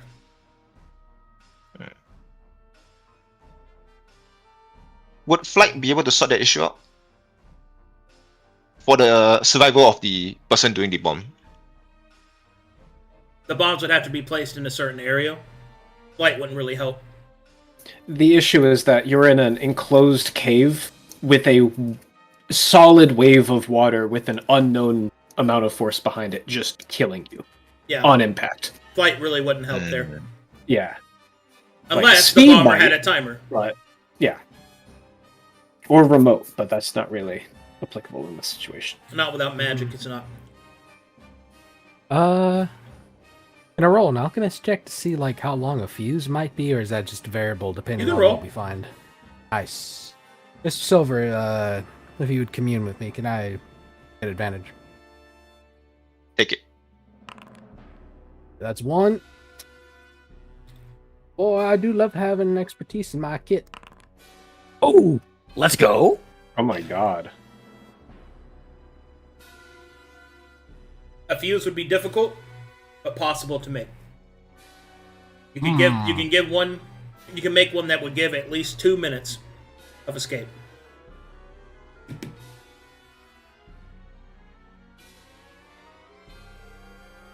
Mr. Silver, I believe we can do this.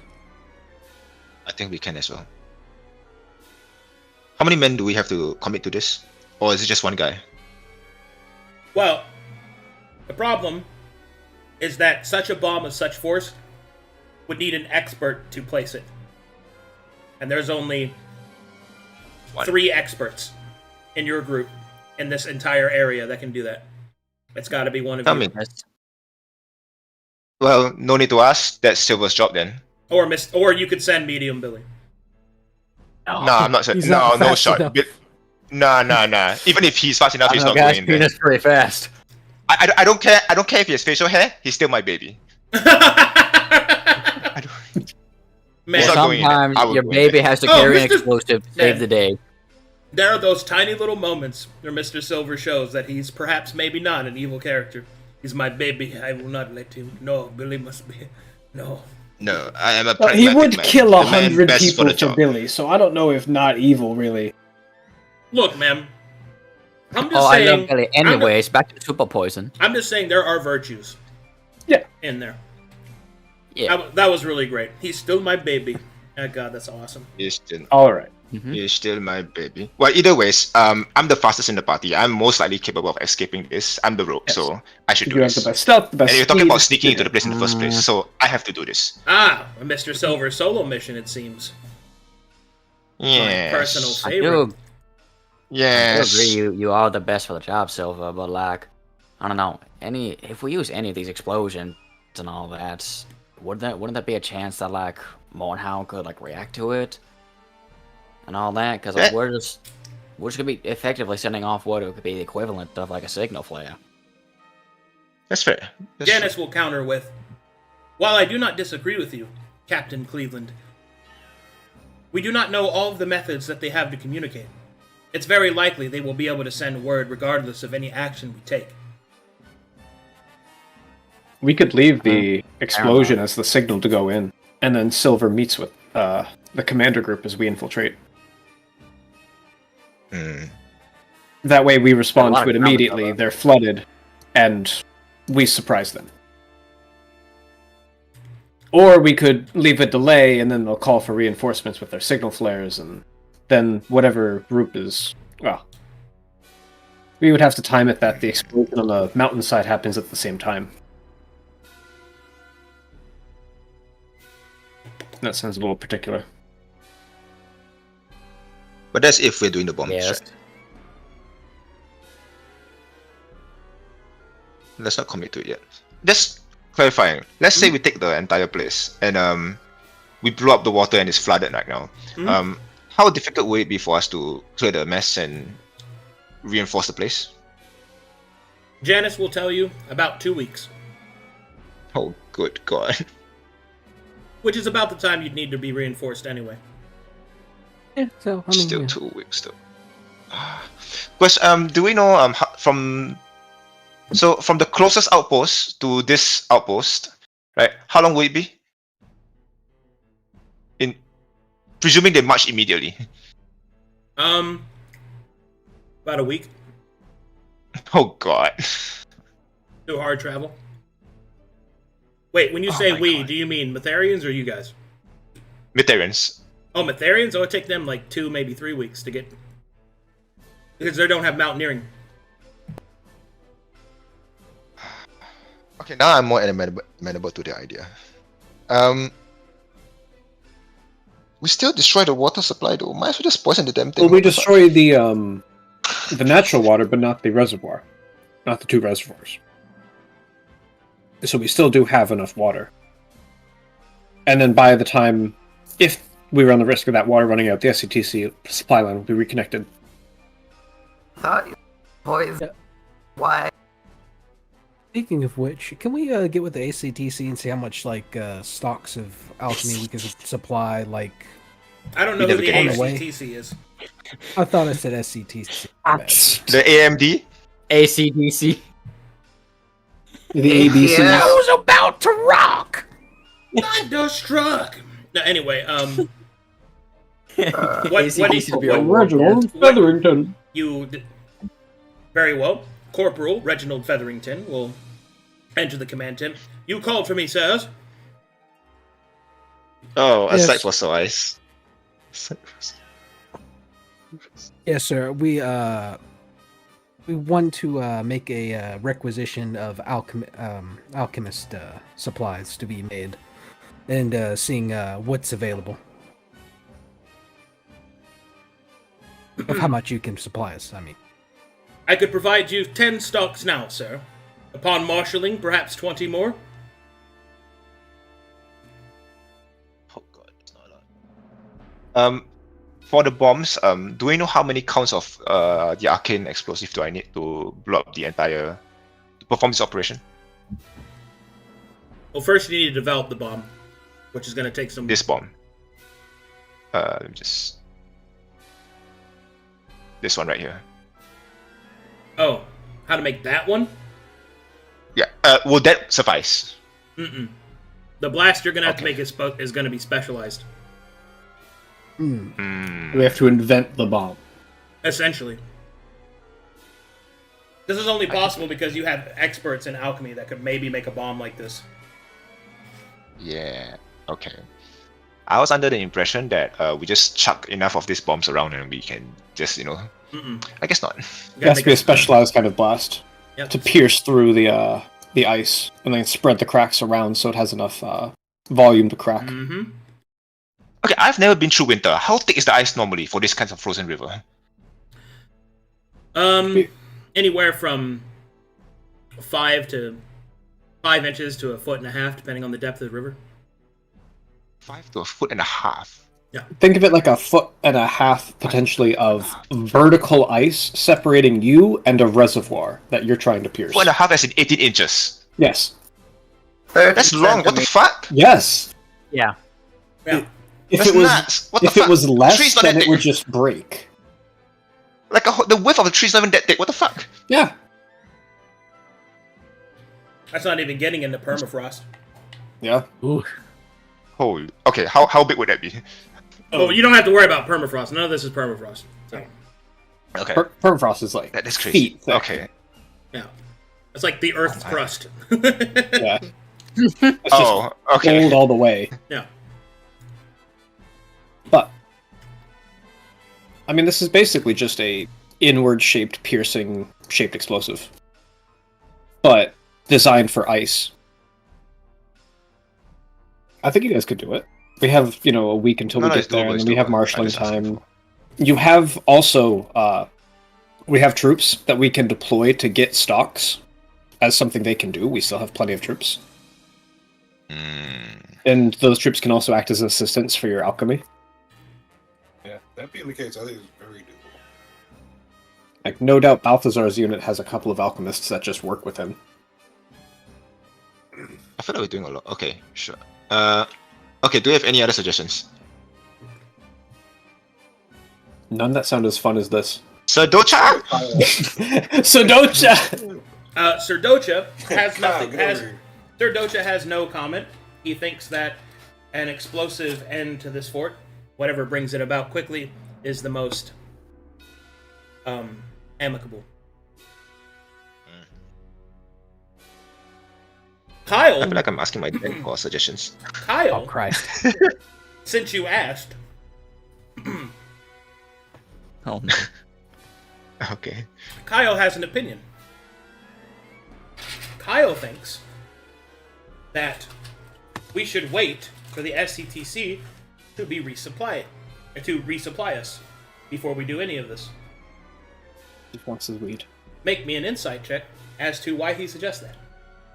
He wants Poppy. We don't need to. I don't He need wants it. He wants his He needs his coke. Mm. I don't need to roll. I know already. I'm not rolling. I know what he wants. Kyle is shivering as he's talking to you, scratching his arm. Yeah, I'm just saying, combat effectiveness. While he's eating. Sir Cleveland, do you have the Rod of Vivacity ready? I would like to see if Lesser Restoration would work on this man, because he's obviously tweaking. What? I do not think it's an ailment he's suffering from. It is a, what's the word for it? A withdrawal symptom. Withdrawal Yeah. symptom. He It's a sickness of the mind. in either Yeah. case, Kyle sees that his suggestion didn't really hold water.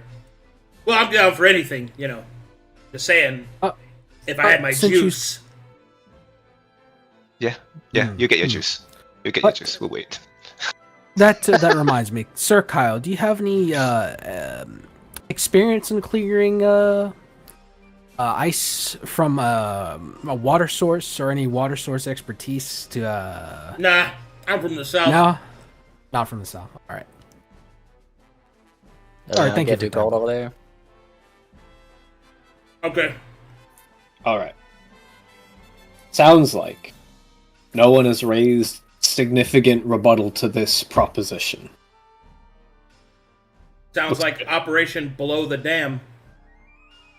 Yes, sir. Operation Damn Son. Gives everybody something to do. We gotta come up with the bomb, Mr. Silver and Billy. Yeah, let's get to Alright. work. I'll send some troops out gathering stocks. In that case, Major Brokar, roll for me a survival check as your troops continue their journey. Rolling. I disassociate 5. Terrorism. Sevamed, are you okay? Your mic keeps tired. coming in and out. Okay. Tired, boss. Tired, boss. I'm tired, boy. I said Kyle's the boss. All right, as the No. all right, so the brass tacks continues its march. Eventually, as the days pass by, you send out your squads to try and pick up what resources they can. Make me a logistics check, please, Major Brokar. Checking. The logistics check, is it under skill check? No. No, it's D20 plus 5. We plus 4 plus 5. 5. 5. 5. Where logistics Anybody builds. else? Oh no! Can we travel augment that? Amazing. You can, yeah. So, Please try to augment that. Jesus Well, Christ! That's better. What a difference. We do be travelers, though. Okay. You're able to gather about 20 stocks from the nearby mountains. Time for the big rolls. It takes 5 stocks an attempt. So who wants to roll? I'll do it. I got the biggest fucking. Can they roll Plus with 13 advantage to if they this work bitch. together? Of 'Cause course. we have 3 of them. Rolling together. They are rolling together. Okay, so it's This is representative of all of their pooled knowledge. okay. Okay. Gotcha. So that's what I was wondering. That's 5 Oh, stocks down. down. Next day. Damn. What's our stock count?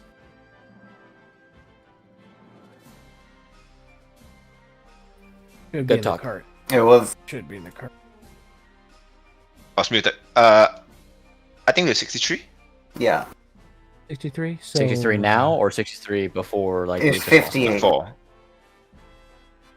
Okay, so we had Okay. 63. Add 20. That's 83. Now down to 78. Okay, so Balthazar roll again. Because new day. New day. Roll out. Oh, good God. 5 more gone. Next day. Were we having them bring in stocks each day, or are they just? This is representing you marching and them also searching. Oh, okay. Yeah. Gotcha. Yep. I'm catching them up chronologically right now. Yep. Okay. 73. Roll. Next day. Is it good? First success. First Continue. success. Do we know how many success we need? Second success. Next day. Second success. Probably 3. 5 stocks down. Damn. Oh, not dice.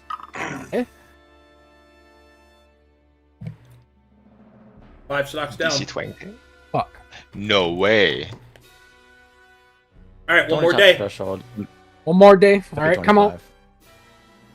25. Ooh. Oh, fat. That was good. The final success needed. All right. War, being the source of much innovation in Mother Necessity's drive, has forced the alchemists in the party to discover perhaps a new application of silver salt. Whereas before, silver salt has always been diluted in water or other some kind of liquid, accidentally while trying to discover some way to make a more potent alchemist fire.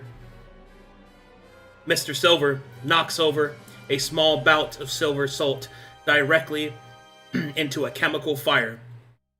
The resulting explosion sends him and Billy into the nearby snowdrift. Balthazar investigates the ruins of the small stall that he had set up to discover the secret. You have discovered...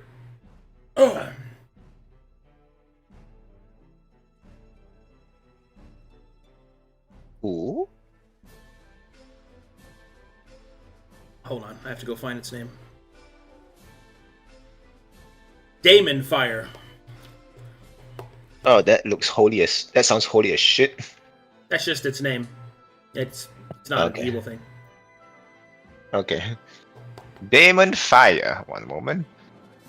And what What's the does help for- Demon Fire do? So a Damon Fire bomb, which takes 10 minutes to set up,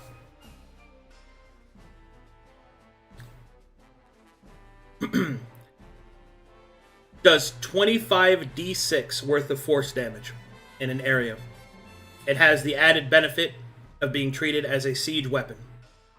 It does double damage against natural formations. Can I have it in writing? That's crazy. Sorry, my hands are busy. 25d6, 10-minute setup, double damage against natural formations, treated as a siege weapon. Check notes. How many stocks does it take to create one? Stocks to create 35. Oh, that's not nearly as bad as I thought. Oh. 35. Updated. Weight, Do we know the range of this? The weight of the bomb is 40 pounds.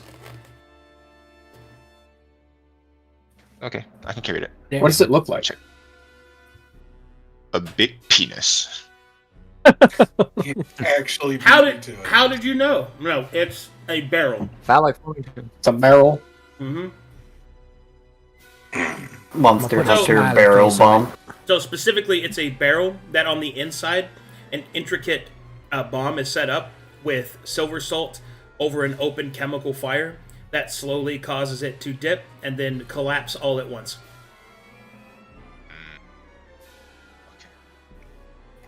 Well, I can carry 40 pounds, so there's no issue. I have 50 pounds of spare carrying weight. Yeah. Remember to equip the master work backpack, right? I mean, he's only going to carry in what he needs, so that'll be light anyway. Sorry, Yeah. what's the cost for this again? Is 30 stocks? Yes? 35. 35 35. stocks. 35. 35 stocks. Alright, let's get to work. How many do we need? 1 or 2?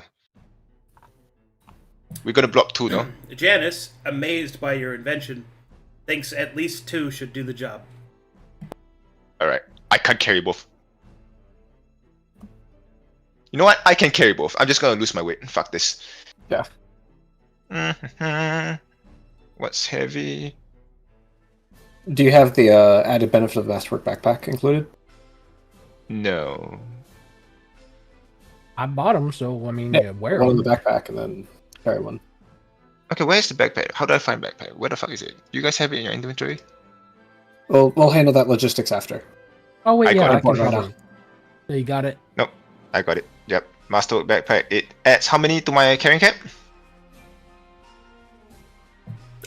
It's 50, I believe, for masterwork. Oh, perfect. I have enough then. Exactly 100 pounds of carrying weight. I can carry 2 of them. No problem. Okay, you guys have made your Daemon fire, and then you arrive at the crossroads. Upon arriving at the crossroads,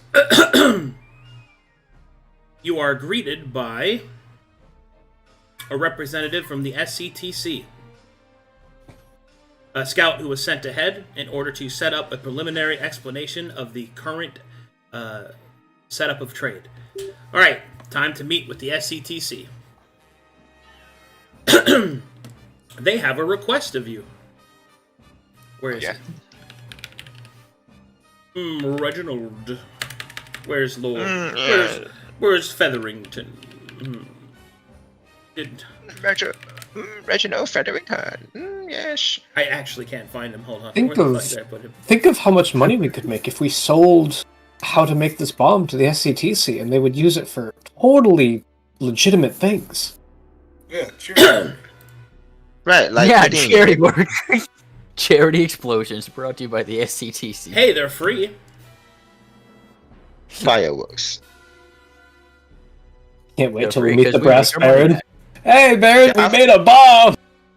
Hey, Yo, you after guys, all this, we're gonna create a bomb launcher. you guys Hey, won't Barrett, we believe made the a bomb, level you of thought killing. about it. I'm gonna make an RPG after this. You're gonna make an RPG after this? Yeah. It's just it's just a slingshot and a grenade. We called it the Daemon RPG. It's just a slingshot and a grenade. Oh, I thought you meant like a role-playing game. Sorry, I'm such a nerd. I didn't even. No. A rocket propelled grenade. All right, Yes. so Reginald will approach the party. Pardon me, captains, if I might have a moment with you as well, Major, if you wouldn't mind.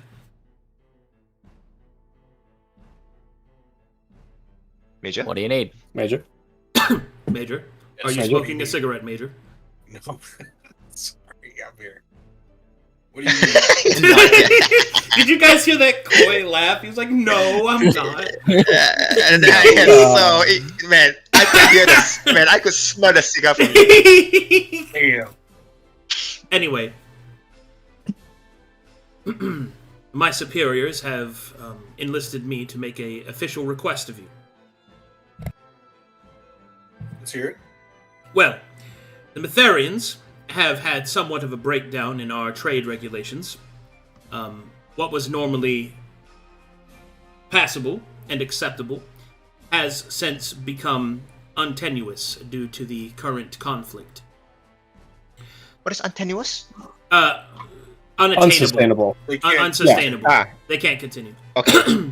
Sorry. He speaks like that because he's a fucking noble. No problem. I just clarify. Yeah. Oh, yes. Carry on. Greetings, I am French. Lord Featherington. Anyway. I'm Oh quite, my word! I'm quite affluent. Anyway, he will continue. And so my superiors have made the request that whilst you would hold the supply lines blocked from the Metherians, if you would allow us to take some of our more precious and unsustainable cargo in the north through the lines that you have thus provided. Specifically, this is outside of the normal purview, as we have agreed to give you military supplies. These would be mercantile supplies, strictly for profit, of course, for the SCTC. My superiors are willing to pay you a dividend of 5% of their sales. If not, these supplies would simply be left stranded in the north, which is not ideal for anyone. I would say no problem, except that I would like you to declassify the contents of the cargo. Very well. What would you like to know? The contents of your cargo. The contents of the cargo are sugars, salt, various spices, blubber, quite a bit of it in fact, as the seals of the north are quite a facet of requirement for the south. There is, of course, weapons and armor that are of a more questionable origin, those that we have recovered from various ventures. There are the Entvanti. There is also various carriages filled with silk and other such crafting components. That's it. Advanti armor? I'm going to do an insight check. Is Go he ahead. missing anything out? Or what's the word for it? It is Omitting anything? Nope, he is not. Well, I believe this guy. Am I hired or did I just blatantly hear Advanti? Am I fucking stupid? He did. It did, but I'm just blowing past it because Broseph wouldn't know what that means. He is standing there, Or wouldn't care. staring at you, Yeah. waiting for your response. Balthazar, a moment. I'm just gonna pull Balthazar aside. Hey, Yes, so Sir Broseph. you think you could negotiate a better price than 5%? Because the two things that we might be able the to... occasional delivery of blood for Yeah. reasons. Yeah, we might also be able to argue for a...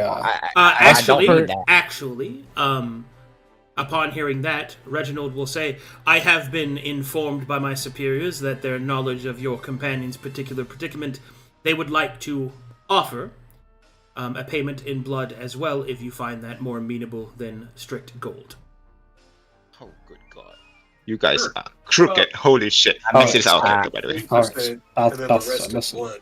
We can argue for, you can do your merchant stuff, get a higher price, and also get us a discount on buying any of those weapons or things they bring Yes. by, because we might be able to supply our soldiers with some, mint shit. Yes, I was about to suggest a discount on purchasing any equipment. Mm-hmm. And then, you got this. You got this. Pat him on the back. Reginald I don't will look. need blood as payment. Reginald will not respond to Cleveland's affirmation that he doesn't need blood as payment, and will instead look as Balthazar returns and awaits his inquiry. Yes, I was wondering if we could possibly take a look at the equipment that is passing by to see if we ourselves can purchase it, perhaps at a discount. Of course, you already receive a discount for the military alliance. Any further discount would be untenable, as our profit margins would not allow it. But you are, of course, welcome to inspect any of our cargo should you find it purchasable or desired in any way, especially if you think that it would be of some use to you in the war front.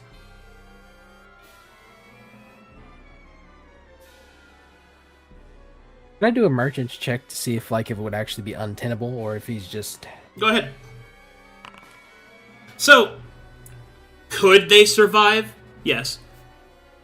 But do they want to give up any more? No. Respect.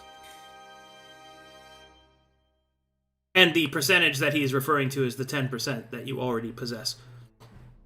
Oh, we already possessed 10%. He's given another 5 from sales. No. 10% off of items purchased from them.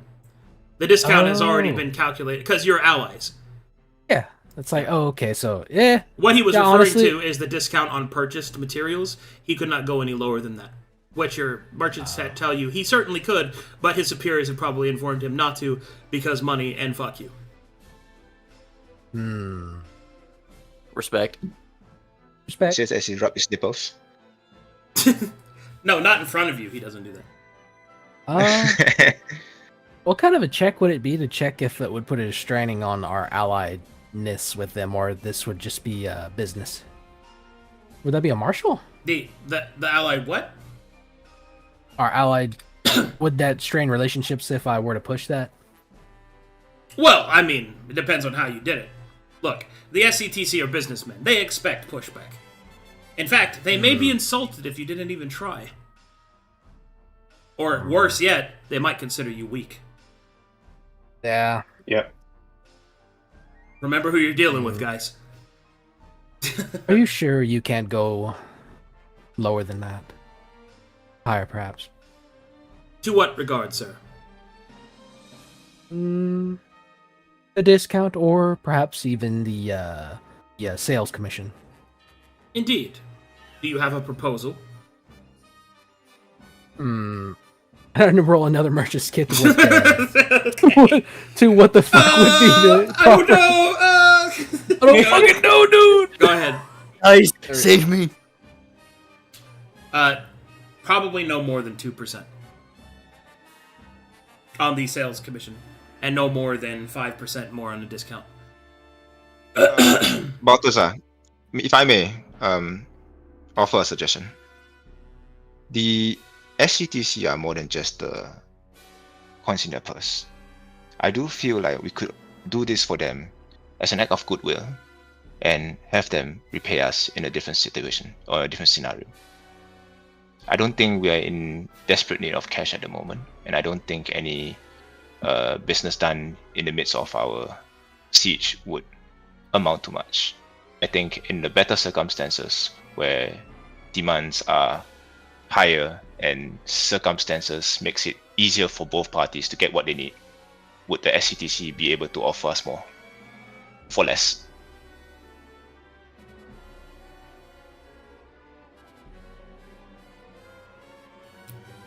Reginald will turn and look at Balthazar, awaiting his response.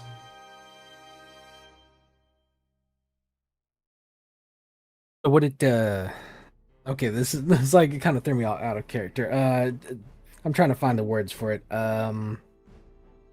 So he's like, for a favor, or what is he's saying that if you give them this deal here, then you might be able to ask for a favor or more favorable terms on something else later. Unless there's something you desperately need at the moment. Otherwise, I do not feel the need to charge them or to, pick something out of them. It's about picking your battles. Yeah. I do feel like we could get more out of them in a much simpler situation, in a more amenable, circumstances, right? Right now, we're in the middle of war, in the middle of bumfuck nowhere. I'd say we take this deal on a different day. We push it on a different day, and we can get even more for this at the moment. Because understand that the inconvenience here is by circumstance and not by demand. So as long as the circumstance holds and as long as the interest holds and the circumstances is much more simpler, we could get more for our buck. I don't think now is a good time to ask of the SCTC. I say we do this as a favor.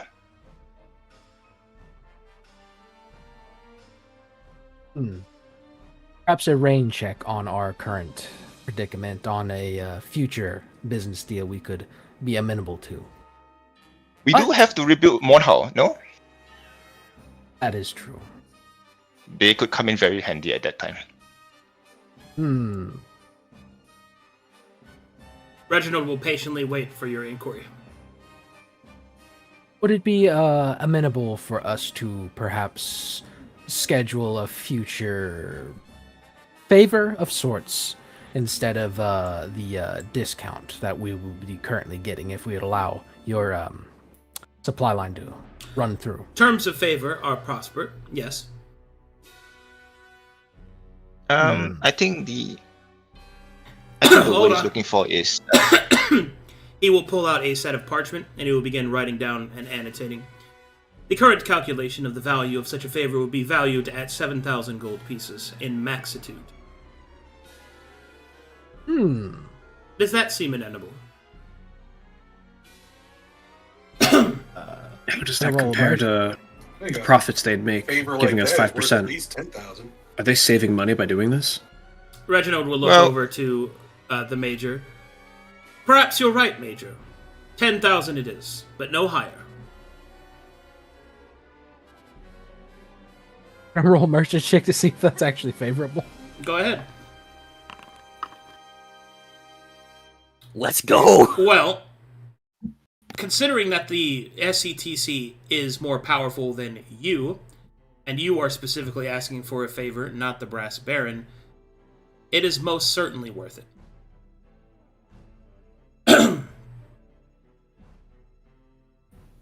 What if we asked on behalf of the Baron a favor to the Baron? Prospect. That ship has sailed.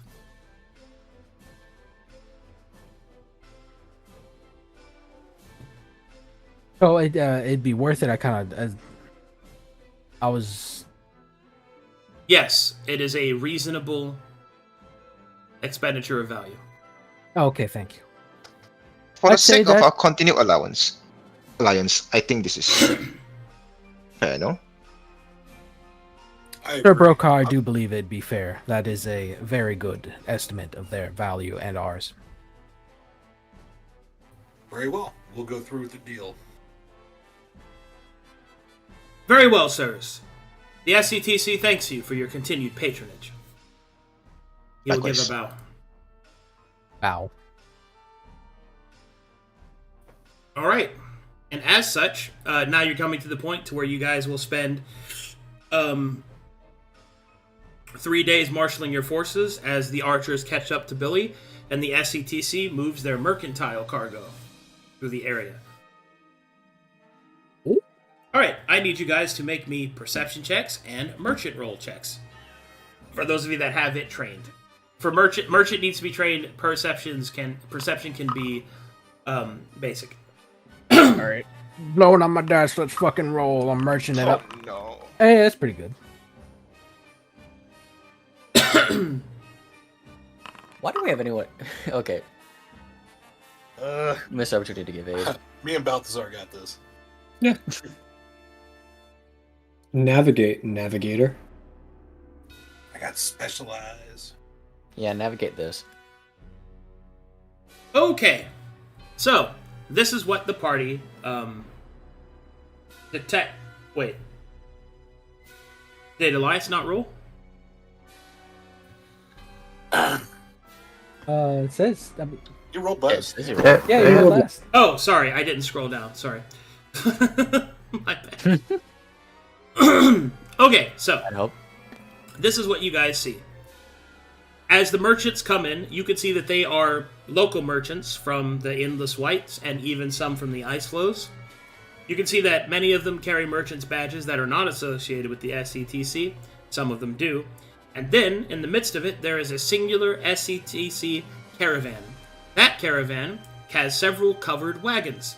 With your perception checks, you will see that each of these covered wagons are filled with several people banding manacles and chains that are marked and marred to the floor. Their expressions carry cold and downtrodden looks, and even some fear.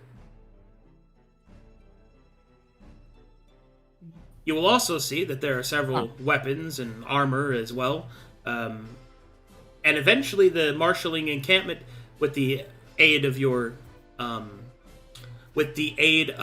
combat engineers, a small camp has been constructed. So, what's available here is just basic equipment, with the exception of there is infernal steel here, if you would like to purchase it. Lol. No. Does anybody want to buy infernal steel? No, not basic. Be away from me. Maybe. How much? Shush. Well, a stock of infernal steel will cost you 650 gold pieces. I will have one. Thank you very much. Very good. I'm not going to. I'm just. Oh, okay. I was about Okay. Ah, good. I'll take this. Ah, good. I'll take this. My mom. You know, if anyone takes any of that, they're going to have to see Cleveland about it. Okay. Yeah, no. Would you like to purchase anything else while you're here? There's plenty of crafting stocks. There's other basic weapons and armor. There's rations and food, slaves, anything you want.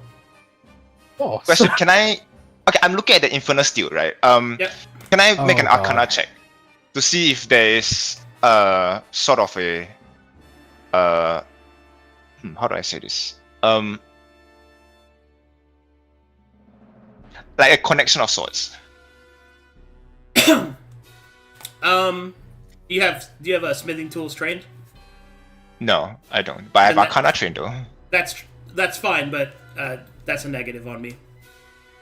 Okay. Learning the properties of a crafting piece of material for steel and weapons and armor requires the sufficient skill in the kit. Is there exposure in that piece of metal?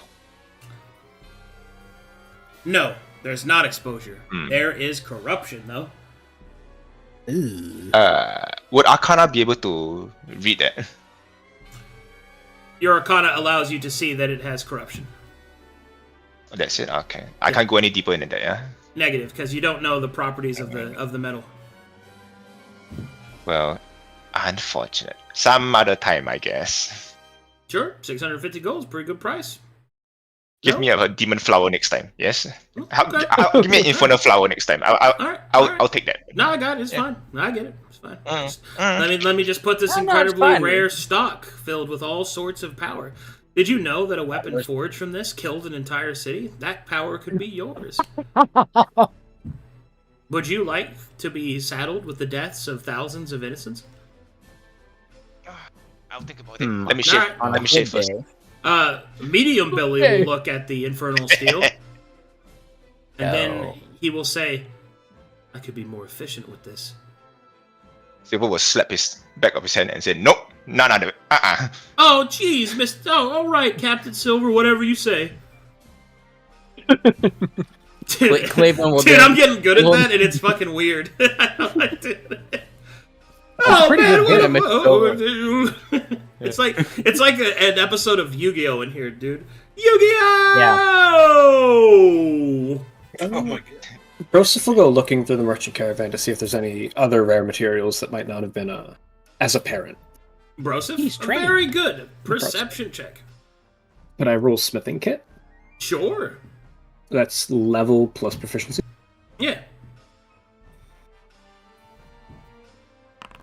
Other than the infernal steel, there doesn't seem to be any rare materials here. You will see that there are precious gold and silver bracelets all kind of stacked together. They each upon them bear markings as if they were earrings and bracelets and other such jewelry. You will see intricate designs of the native Anvanti upon them. Some of them have blood on them.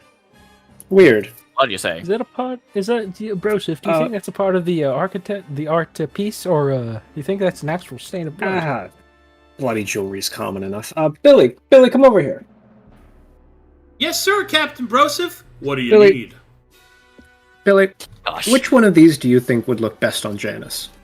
Oh, why? I don't know. I don't know nothing about that. Well, it's important to learn these things. Go on, pick. He will pick up a bloodied bracelet, and he will start to clean it, and then we'll take a closer look at it. Maybe this one? It's got a lot of cool symbols on it. Look, there's a symbol of a serpent with wings on it. Maybe she'll like that. It looks kind of feminine. All right then. Broseph will turn to the merchant. But I can't just buy her for this though. No, you're not buying it. I'm buying it for you. And you can decide what you do with it. Hold on. Billy starts shaking as he realizes what he's buying. Remember how people get married. Buying a wedding ring. Well, bracelet, but No. Yeah. Oh. yeah. Yeah. You know, the whole thing. Maybe. Yeah. I didn't know. I forgot about the bracelet. You forgot maybe a pair of earrings or a necklace. Bro, you're setting him up for some fucking shit. Dude. I mean, Billy, do you like Janice? Whoa! He runs away. No, Billy. He can't handle Maybe that. one day. I would like to grab Billy and prevent him from running away. All right, well, he doesn't stop because you're big, strong, and trustworthy Uncle Broseph that wouldn't lead him astray. It couldn't possibly. All right, Billy, do you like Janice? I mean, yes. All right. How about this? How about I buy this bracelet, and I give it to you, and you decide what you want to do with it, and when you want to do that. But I mean, I just met her. I mean, I don't really know her that well. What if something happens? Do you think she's even into? I don't know. Well, maybe you should get to know her better. You think that she'd even talk to me? Because she seems like business all the time. I think she was very impressed by your bold suggestion in the commander's tent. God damn, it's rope persuasion, you fucking... Persuasion, that's a deception. Yeah, no, not to Billy, it's not. Not to Billy, it's not. Take my inspiration. Why goddamn now? Take my inspiration, Oh, goddamn. God. Alright. Blowing his dice. Oh. Well, I mean, I don't know. You think so? Really? You think so? I think it's worth a chat or two. Oh, okay. I'll talk to her. All right. And then Broseph will go ahead and buy the bracelet and leave it in Billy's care. It's like 5 gold. Okay, yeah. thank God. Perception check, Broseph. Actually, yeah, is it a fake? That's a good question. Yes, roll perception. Bro, there's gonna be a slave looking at that bitch and it's be like, that's mine. Okay, let me perception. That was my mom's. Oh, you got ahead of me there, but Broseph, you will notice that one of the Avanti in the nearby carriage is looking at the bracelet. There are tears glistening in his eyes. I'm sorry. Damn. What's wrong with that guy? Is he okay? Damn. I remember when you taught me about prisoners of war. They're not gonna hurt them, are they? We don't know, Billy. Well, I hope they're gonna be okay. Maybe this war will end soon. And Broseph will take a look and see if there's any other bracelets. There's another one. But now the Avanti are out of sight. They can't see you anymore. Okay. I'll buy the other bracelet and swap Billy's instead. Billy, All right. I think the man you saw might appreciate this. Motion to the bracelet. Oh, do you want me to give it to him? I think it was his originally, yeah. I think he might like having it back. Oh, okay, yeah. Yeah, I'll go give it to him. Yeah. Maybe it'll make him smile. Maybe. Dude, I'm losing my shit, dude. I'm so fucking sorry, dude. I got hit at you. All right. Well, so you give him 2 bracelets? Yeah. All right. He'll take the one for the man and run off after the cart. And from your position, Brosif, you will see Billy run down to the cart and request the SCTC to stop. And then you will see the man step down. Just see one of the ladies in here you like, boy? Don't worry. It won't cost much for a quick... Oh, no, not that, sir. I just wanted... Here you go. And one of the random Envanti his eyes will open wide as a gold bracelet is placed in his hands. The one that once belonged to his wife. And then you will see the SCTC officer go, "Now right there, son." And he will take the bracelet from the slave's hands. "We don't go giving them nothing. This is SCTC property." "But I bought it, sir." "Oh, really? And I'm supposed to just take that from some random... I am not some random, sir. I am a captain of the Brass Barons mercenary company. Give me the bracelet." The SCTC will wilt from the sudden drop in this rugged man's voice. And he will give the bracelet back over as Billy puts it back in the slave's hands. Yeah, kick his ass! Kill him! Kill him from the fucking across the ocean. Alright, and then Billy, satisfied with himself and completely oblivious to what's actually happening, will kind of stride forward confidently as he goes to find Elias. But I thought it was Janice, not Elias. What? Elias and Brokar, I would presume, are probably somewhere talking about huswife stuff. I think Brokar is haggling with a slave merchant. That's what he put in chat. Oh, is that what he said? Oh, never mind. Yeah, that is. We want to interrupt you. Where are you, Elias?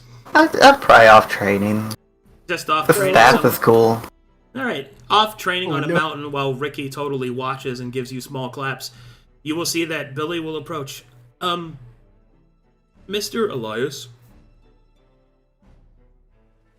Ugh. Still getting used to it. Yeah, Bill? Who the fuck was that? Sorry. I was wondering if I could ask you for some advice. I wanted to talk to Janice, about more than war stuff. And you're the only one with a successful relationship that I've seen. And well, can you make me look nice? Oh, you want to get gussied up now? I don't know what that means, but yeah, I guess. Nah, I understand, boy. Come on. Come on over this way. Alright, Billy will follow Elias and go get gussied up. We'll get you a nice shave. He's a bit of a gat. This one never feels. These pants really accentuate your giat, Billy. Alright, Billy, let's take a look. You really turned to a rugged looking old man here. Now, Billy, you gotta understand, don't matter who we are, everyone likes a good gap. I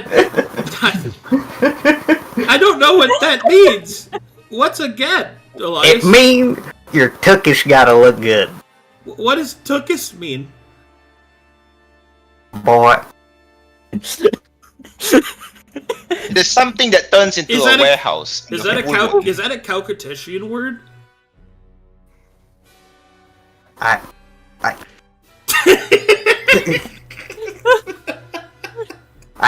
guess so must got lost in translation. Let's give him a slap on the shoulder. He'll figure it out. Anyway. Alright. Put this on, and this, and this, and this. Oh my god. We're gonna solve this.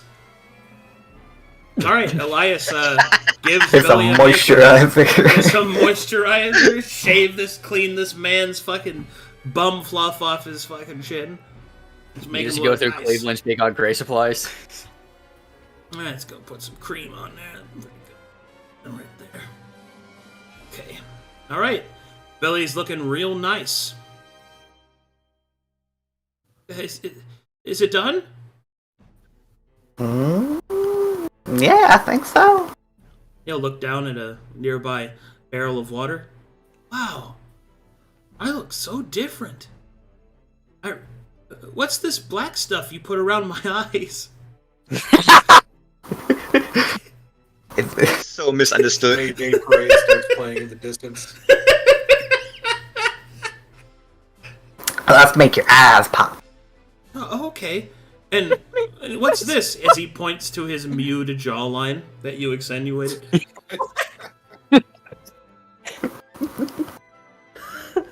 Does he run a finger along his jawline? He does. He hears voices in his head. We need art of mewing, Billy. All right, and then he'll go. Wow, I feel confident. Do you think she'll like me too? No, well, no. What? That's the. As you pause and kind of mull over the question, he starts to get nervous. Don't get me wrong. It's just, these things are touch and go, hit or miss. And I just don't expect her to be all over me, you know. Well, I don't know what to expect. Damn. But I know what I want. I want something like what you and Major Brokar have. You love each other so much, and I just want someone to look at me like that one day. There's someone out there for you. Just, it might be Janice. It might not. Okay, Mr. Elias. Either way, I'll be here for you. I think I'm ready. Give it your best go, boy. Alright, and he will walk down the hill doing the special walk that Elias taught him as he shakes his hips back and forth. Oh god. You guys know the man walk that Mulan does in Mulan? She just does that. Okay. Alright, Billy, in front of each of you. So each of you are just serendipitously pinpointed throughout the camp that you get to see Billy march with intense aura and purpose across the center of the camp. As Brokar discusses the prices of nearby slaves, and Cleveland does weird vampire stuff, you guys will see him approach Janice. Janice will look up. No way. Her cheeks slightly flushed. Her eyes drawn to the mewed lines of his chin. And the pop of his eyes as Billy looks down, taller than she remembers. And he will simply hold up a flower and say, I was wondering if you might go on a walk with me. Janice looks down at the flower, back up to Billy, opens her mouth, and says something that we'll find out next time.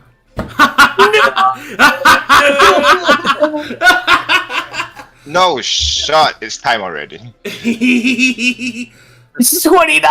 It's 10:29! You will have to find out next time in Act 4. As your plan has been set into motion, I must now prepare for the assault. And also, what will Janice say to Billy's affections? Will Brokar buy a slave? Yeah, will Brokar buy a slave? I hope The real not. question is, will he eat them? That's also a concern that I have. Oh my god. Oh my god. You know. Hey, now I get first dibs. Oh my god, man. So, Brokar, you want to go remember on that 50-50? conversation, Elias, that Billy and you had about, are we bad guys? Well, I mean... Yeah. Yeah, Well, we need 2 weeks to prepare for the upcoming PvP anyways. No one's perfect. No one's perfect. And You don't know what I'm no one's haggling for perfect, yet. you know. You don't know what The I'm man- the asking man- for. Poland's perfect, Billy. I just... When a man and a man hate each other very much. Love your fellow man, Man, but not it is your fellow very man's much. actions. when a man hates anything really enough, yeah, that's so Fucking great. All right, so man. Yeah. So now that everybody has locked in what their plan is, we can do the roles, we can do the setup. Marshalling's been done. We can do the scouting. But now that I know what the plan is that you guys have, I can set up for that and write everything for the next act. Yeah, I'm fucking excited, man. Sweet. Yeah. We bombing this place. Yeah. You guys chose grenade. Billy we decides bomb. our campaign. Yes. My favorite part was there was this, like, Billy was just like, we could just run in there, blow it up, and just beat them all to death, you know? Surprise and overwhelming force. That's what you guys have done and taught me. And then there was this deep silence. And then it was like, yeah, actually, you know, that's true. That's exactly what we've done every time. Right, we you know, we normally, sneak to the end first. Which is, now we're actually doing his plan more in our style. And Janice is just watching this, her mouth open, like, what? It's like, oh yeah, we do that. That is our specialty. Oh yeah, you know what? Let's just kill everyone. That's brilliant.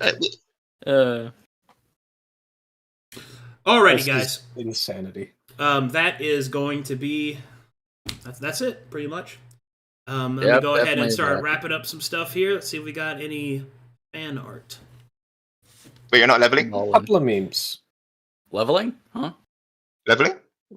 Yeah. You didn't mention. Yeah. Now or next week? We can level now. Yeah. I mean, we don't have any. I don't have anything for you next week, so we can just level now. It's fine. I mean, I was just gonna do it start of act, but if you want to do it now, we can. It's not a problem. Okay, let's do it now. Alrighty, no problem. Let me get all this open then. Where did I last leave you? Let's see. On the winter map or whatever when we were interrogating the guy. Okay, let me get you guys lined up. Oh my god, the interrogation was awful. Indeed. Okay. We had no salt to pour. Should we just started out killing him and then resurrecting him just to let him know we mean business? Killed him. Revivify. Yeah. Hit him with the Stockholm syndrome. With the Stockholm syndrome. All right, let's go ahead and get you guys leveled up. As your journey across the mountains, you begin to review and reflect on all that you've done, all that you've conquered. Your bodies grow stronger and your minds grow sharper. It's time for level 8. Does Billy get to level up as well? Yep, Billy gets to hit level 5. No, level 6. No, 6. Yeah, okay, yeah, hit him. yeah. Billy go first. I want to know what his subclass is. You want Billy to go first? Yes, let Billy go first. We want to know his prestige class. We want to know his prestige class. Okay. You guys really want Billy to go first? I can do that for you. Thank you. I'm betting You're chosen. Billy. Billy's the chosen one. Billy. Imagine he goes chosen. He is the chosen Imagine. one. Story strike with a fucking crossbow. Man. He's the chosen one, man. Billy's legend the main character was Billy all along. Yeah, the main character of our campaign is Billy. It is me. We're all just I professional side. am Billy. Aren't you so happy we got Billy instead of an alcoholic dwarf? Absolutely. Yes. Who the idea was that to get the alcoholic dwarf? Probably some racist. What the heck? Medium Billy. I will look at him. He's Bro, all his grown hair. up. His hair. Bro, I see all the little icons for our names. All right, here we go. We got him. Let me put him on display. He was level 0 when we got him. It is now time. All right, let me actually go look up his progression tree, see where he ended up. He ended up perfect. I feel like he's just going to be a veteran mercenary. That'll be disappointing. He's got options. There's Do not say that in front of Billy. There's Brass Vanguard. There's There's Wandering Warrior. That's so unlikely basic. given the Holy armor. shit. There's Mana Lord. If he becomes Mana a fucking Mana Lord. There's Outlaw. Man, that'll be crazy. And there's Battle Herald. I'll be so disappointed in him. Outlaw is better. Like, Outlaws are thematically. fine. Man, we should If kick you off pick a the magic session class. with taking on the bag of hatred finally. Uh, We've gained 2 levels. Since I don't think that's a right now thing. But yeah, We'll find a time for it. What's find starting In our 11? next... Come again?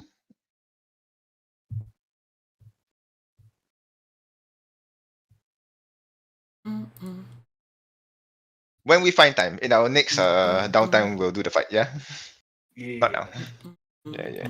I want to do the fight as well. I would love a bag of holding. Fine. Would you now? How many bombs would you put in? So much. Bro, I could just empty the entire bag and block the entire country. Obviously, 500 pounds worth of bombs. That's what's going on. X. He I'm could gonna just be fill a- it with bombs. he is from the Broken Oaks, kind of, so it could be a Black Steps Ranger. Do not influence the choice. I want it to be authentic. I will accept whatever he goes I'm for. sure Arcadum's got this. Yeah. It's just interesting. Really? I just want you to know that whatever you pick, I'm all for it. Unless it's a magic class. Unless Then it's we have veteran to- mercenary. Oh, okay. And veteran mercenary. Then you're basic. He's gonna say that right in front of High Priest. I mean, it is. I mean, I'm sure High Priest agrees with me. Okay.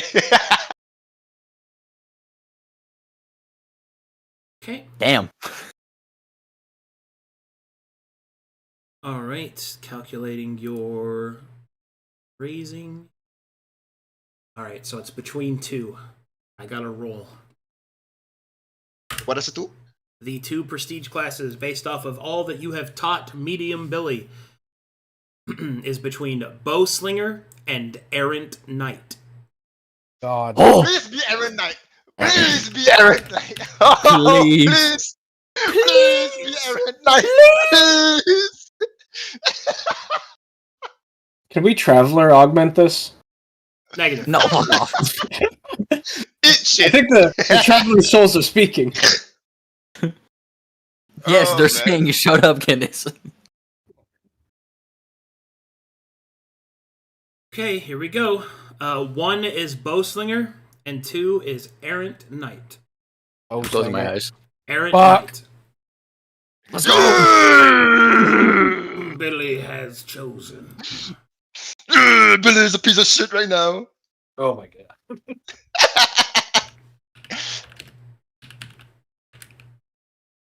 What does Aaron Knight do, Billy? Wow, geez, let me explain. Don't worry, I'll explain.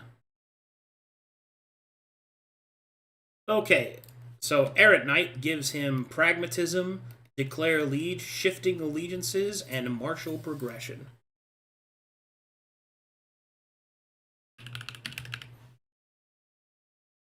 Man. So, Pragmatism says the following. Whenever you would attack an enemy, if that enemy is outnumbered, more enemies adjacent to it than allies, you deal additional damage to that enemy with your weapon equal to the combined total of your allies adjacent to that creature. If that enemy would be prone, you deal additional damage equal to half your character level. If that enemy is below half of its hit points, you deal additional damage equal to your constitution score. If you have the Way of the Warrior class feature, whenever you would deal 8 or more bonus damage with the above effects, the attack counts as a critical hit for all game mechanic purposes, except it does not actually do more damage due to being a critical hit. Other damage modifications can still apply. Actually, that's Very supposed to be nice. character. That's supposed to be Constitution modifier, not score. Declare Liege. Yeah, You can, as a bonus action, declare an ally you can see within 30 feet. That ally becomes your Liege Lord. While adjacent to your Liege Lord, you share your Battle Hardened bonus with them. This reduces their damage taken as per the Battle Hardened rules. If they possess this feature, it stacks with theirs. While adjacent to your Liege Lord, you deal an additional amount of damage equal to your Liege Lord's character level. The Liege Lord also takes this damage as well, and it cannot be redirected or mitigated in any way. And finally, shifting allegiances. Whenever you would choose a new liege lord, enemies gain advantage on attacks against you for 1 round. Your new liege lord is healed by half of the damage dealt. Half of the damage you dealt to the previous liege lord. So basically, he can deal damage to people to deal extra damage, and then when he switches liege lord, he heals that liege lord for the amount of damage he dealt. Oh boy. And then finally, martial progression gives him an additional fighting style. Which he would get? Probably gonna give him commanding presence. Ooh. Free movement. Additional fighting no, style, fighting not advanced style. fighting That's style. Not advanced. That's So like additional. volley strike defense. Oh, I'm sorry. I'm Weapon sorry. fighting. Yeah, oh, I'm sorry. I'm Yeah. sorry. I'm sorry. I'm sorry. That's what I was planning on getting Next when he level. gets it. But Go pick. Yeah. But yeah, it's probably going to be 2 up in fighting. So what does he have before that? fucking go. Like, what's his first fighting style? Volley. Yeah, it's Or first. You got volley puncturing. first? Okay. Was it volley or puncturing? Nice. It's puncture. It's Puncture the crossbow. one. It's one for crossbows. Yeah. Okay. Very nice. Okay. Let me see. Very nice. Declare liege. And shifting. Okay. Good job, Billy. Mission You're Mission looking accomplished. great. I have made him a piece of shit. Wonderful. Okay. He's now a piece of shit person. Excellent. All according Billy, to Kikaku. Who would have thought? Who would have thought Billy? Well, it was would have been between Bowslinger and Aaron Yeah. Knight. Both Okay. have been cool. Aaron Knight. Yeah. Errant Knight has been selected. Knight. Excellent. All right, so Billy has went first. Now we'll go Mr. Silver. Mr. Silver! Yeah. Do it to the 3rd level of Weeping Blade. Please roll 1d8. Minimum of 5, please. 8, 5. Huh. I rolled a 7. 7. How many times have you rolled min on your HP as Rogue Silver? All right, Never. Silver. This level, you gain Obfuscation. Would you like to explain to the good people what that does? Obfuscation. One moment. Let me get pulled out real quick. Weeping Blade. Obfuscation. Whenever you will make a stealth check, if you defeat a creature's perception by 10 or more, they are considered unaware of you while you are hiding, allowing you to trigger game mechanics that rely on such things. In addition, whenever an enemy would make a perception check against you, that check is made at disadvantage. Okay, and what feats would you like as you have advanced down the mundane tree? Give me Grenadier for mundane, and give me Amateur Warrior for general. Into throwing weapon fighting. Is it true weapon fighting? Thrown What's weapon the- fighting. Yes. Thrown weapon fighting. All right, Yes. well done, Mr. Silver. Yes. Next up is Balthazar. Please roll for me 1d10, minimum of 6. Damn it. All right, this level you gain second skin. Would you like to explain to the good people what second skin does? Why, yes, I would. Second skin. While wearing heavy armor, you ignore the penalty to stealth and swim checks. If you gain the equivalent of this ability from another source, such as property or trick, you instead have advantage on those skill checks. In addition, if you have Way of the Warrior class feature, increase the AR of your armor by an amount equal to your dexterity modifier. Insane. In the membrane. It also All right, and what is mundane and what feats are you going to choose this level? I shall choose for mundane. I'm going to choose a faction feat, Pride and Prejudice. Let me see if that's the right one. Yep, Pride and Prejudice. For each 1,000 gold pieces of wealth you have in your inventory, you gain a +1 to your saving throws, maximum of character level. Wealth of your arms and armaments do not count to this calculation. And for my general feat, I will put ASIs into +1 into strength and +1 into dex.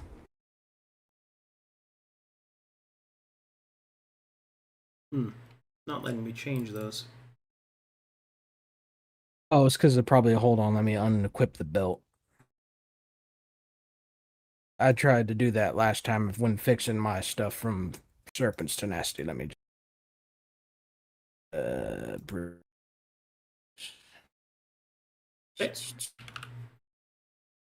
Yeah, I got it. Fixing it. All right. 18. Oh, something else got in the way. Something's affecting Dex. Oh, you're on Geisha. I gotta turn that off for a second. Oh, yeah. Okay. Fixed. You can turn those things back on. All right.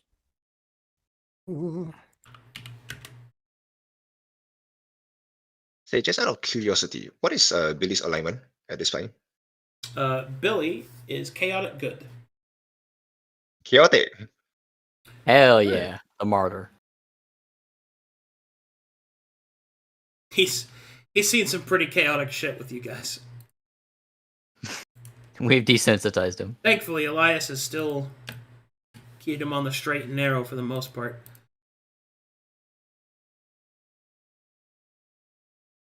All right, next up is Brokar Bone Shiver. Keep trying to change that to Dufresne, but still have those issues where I can't change anything on my character sheet. All right, I'll see if I can fix it. Roll me 1d10, minimum of 6.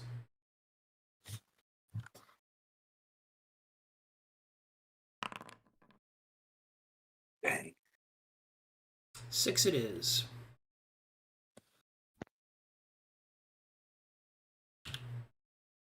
All right, this level you get over and under. Would you like to explain that to the good people? Yeah. I gain the benefits of the Blur spell as a supernatural ability for 1 round whenever I make the dash action. If the dash action is used as an action, you may also allow an ally within 20 feet of any point of your movement to also be able to move their movement as a triggered action. They gain the benefits of Blur for 1 round. Excellent. And what feats will you be taking this level? I think I only get 1, right? Or am I missing 1? You get your general, and then you get whatever Navigator gives you if you progressed your your thing enough. So you get a general and a wanderer.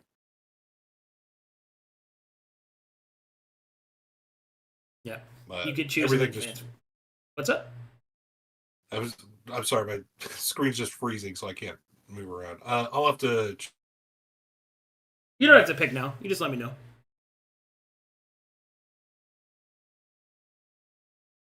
Uh-oh. Did we lose him? Joe? Working, Joe? Can you hear me? Now I can hear you. Yeah. We're here now. Oh my god. Yeah, if you don't know now. Choose general separately. Yeah, I'll have to choose that separately because I didn't think I got that. But I'll be taking mobility. Mobility, he says. Ooh. Everything is crashing on my computer. Everything is crashing and just shutting down. I don't know what's happening. It's okay. Brosive! Wah. Oh wait, no, I'm sorry. I was 1d20. What the fuck? Force of habit.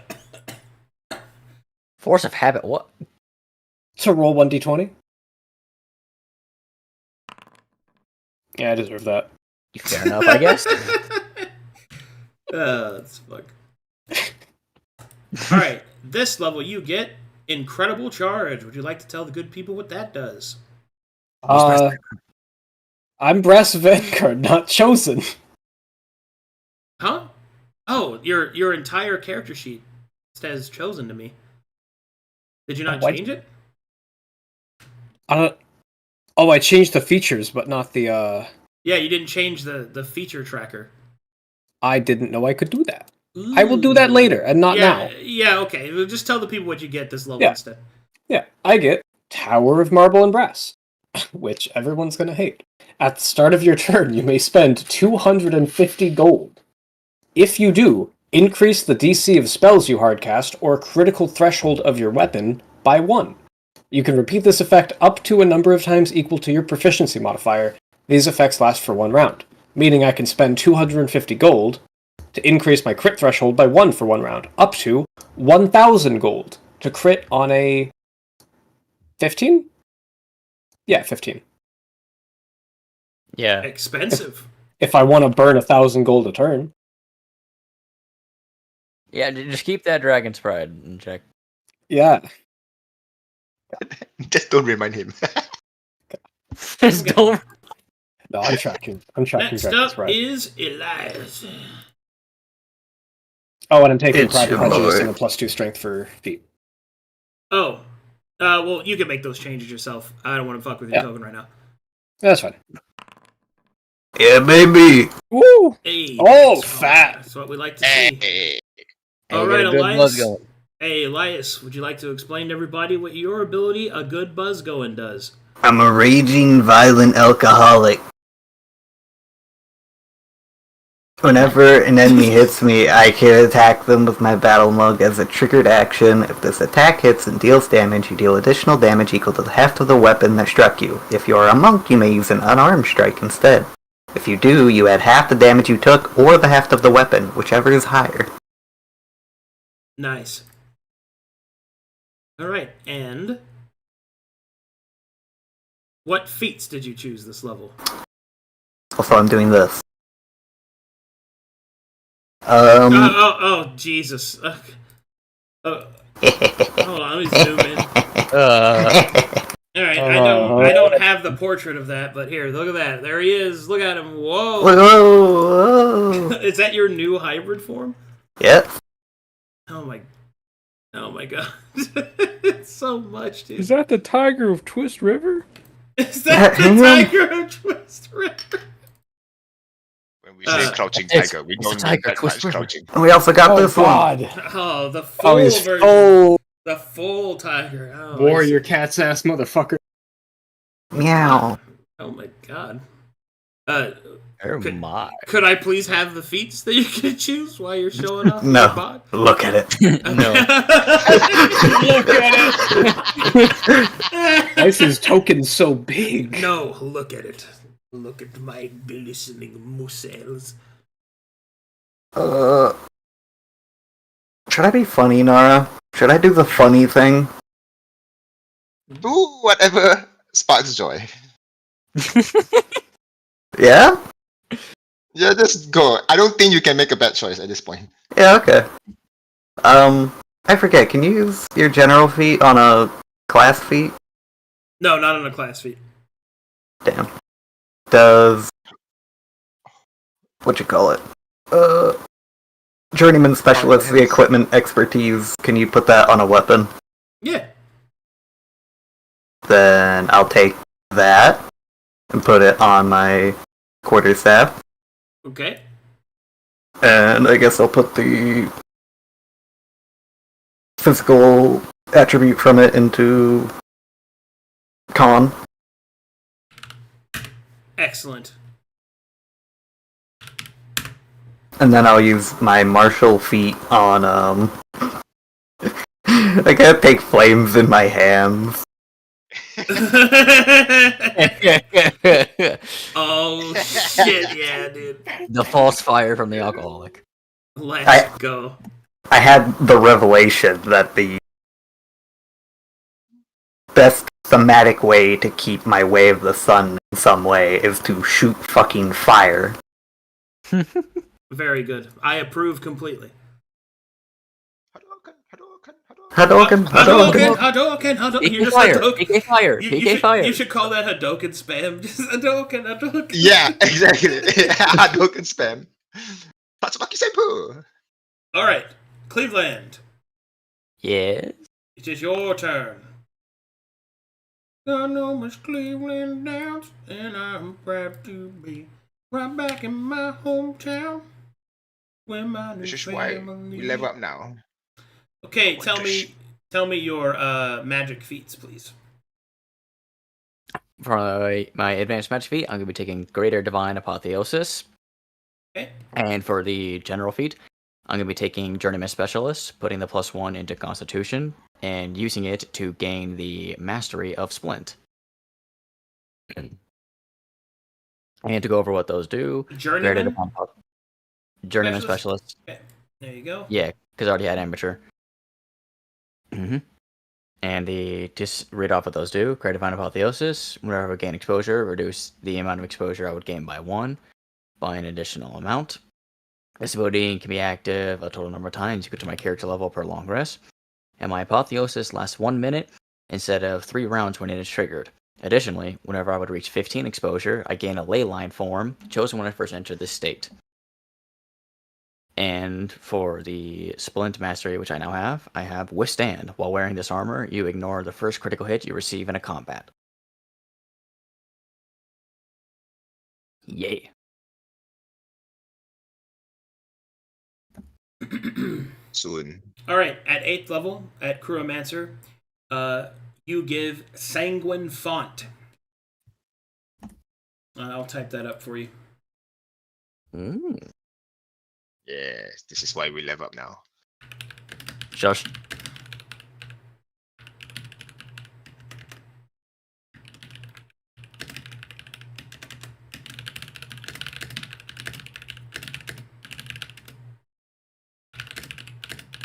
You know, I might just take Amateur Specialist and finally get the trick for Masterwork Camping Kit. Go for it. The world is your oyster. I'm doing. Yeah, I can camp real good, guys. Yeah, boss.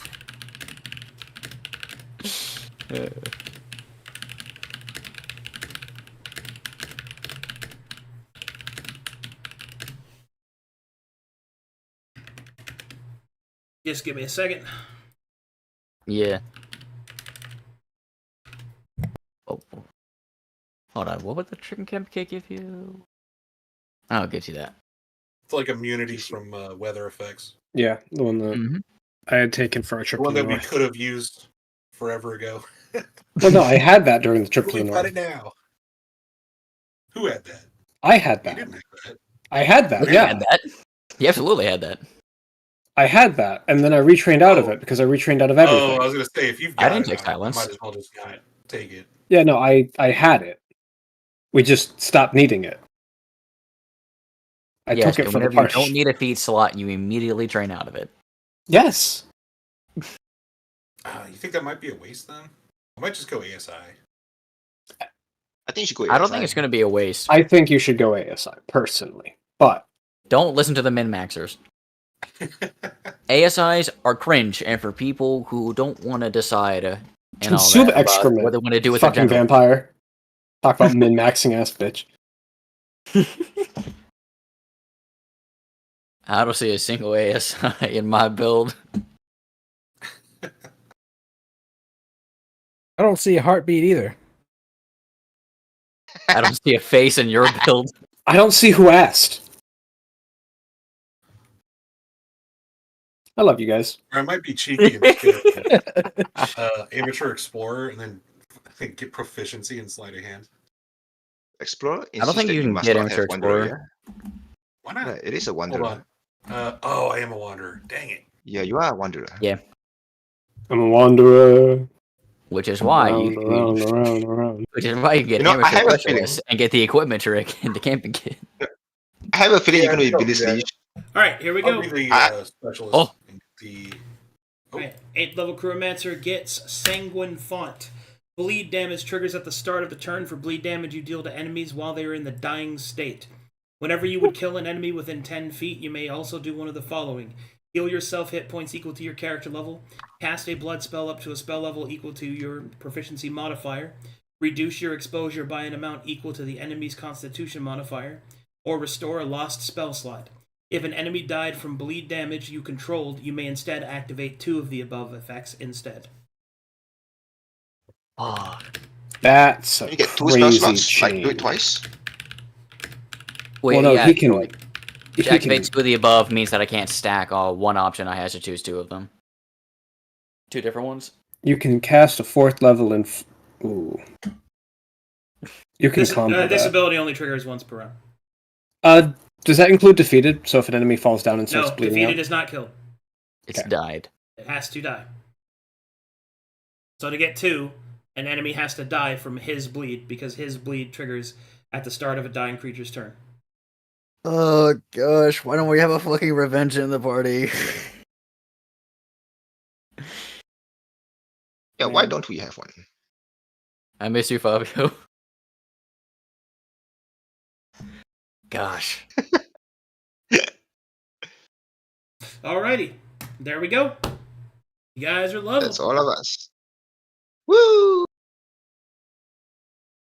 I should also send this to. Good times, man. Yeah, Arcadum, I'll take the amateur specialist. Amateur specialist? Trick in Masterwork Camping. Okay. Let me I guess grab I'll that put for my you. +1 into Dex. Amateur specialist, +1 into Dex. Okay. Leveling done. Yeah. Alrighty, brass tacks. That's going to be it for you for Act 3. Yay. We're going to pick things up in Act 4. I'll see all you fine gentlemen later. I'll see you there. Let me see if we got any fan art. I think we got a few memes. Silva, you want to post your battle? Battle? Hey, you want to show Doodle? off your meat? What? Your battle doodle? The battle. Hi, dude, chat. he says. Oh, that piece? No. All right. No one needs to see that trash. That trash is only for you guys. You crazy?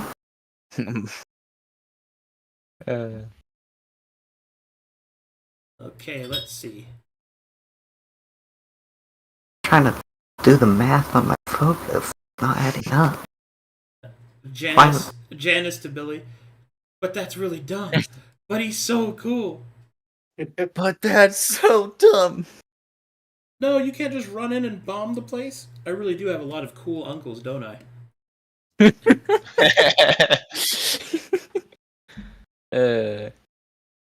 Alrighty, guys. That's all she wrote. Thanks for watching. Thanks for supporting the channel. I will see all you fine folk.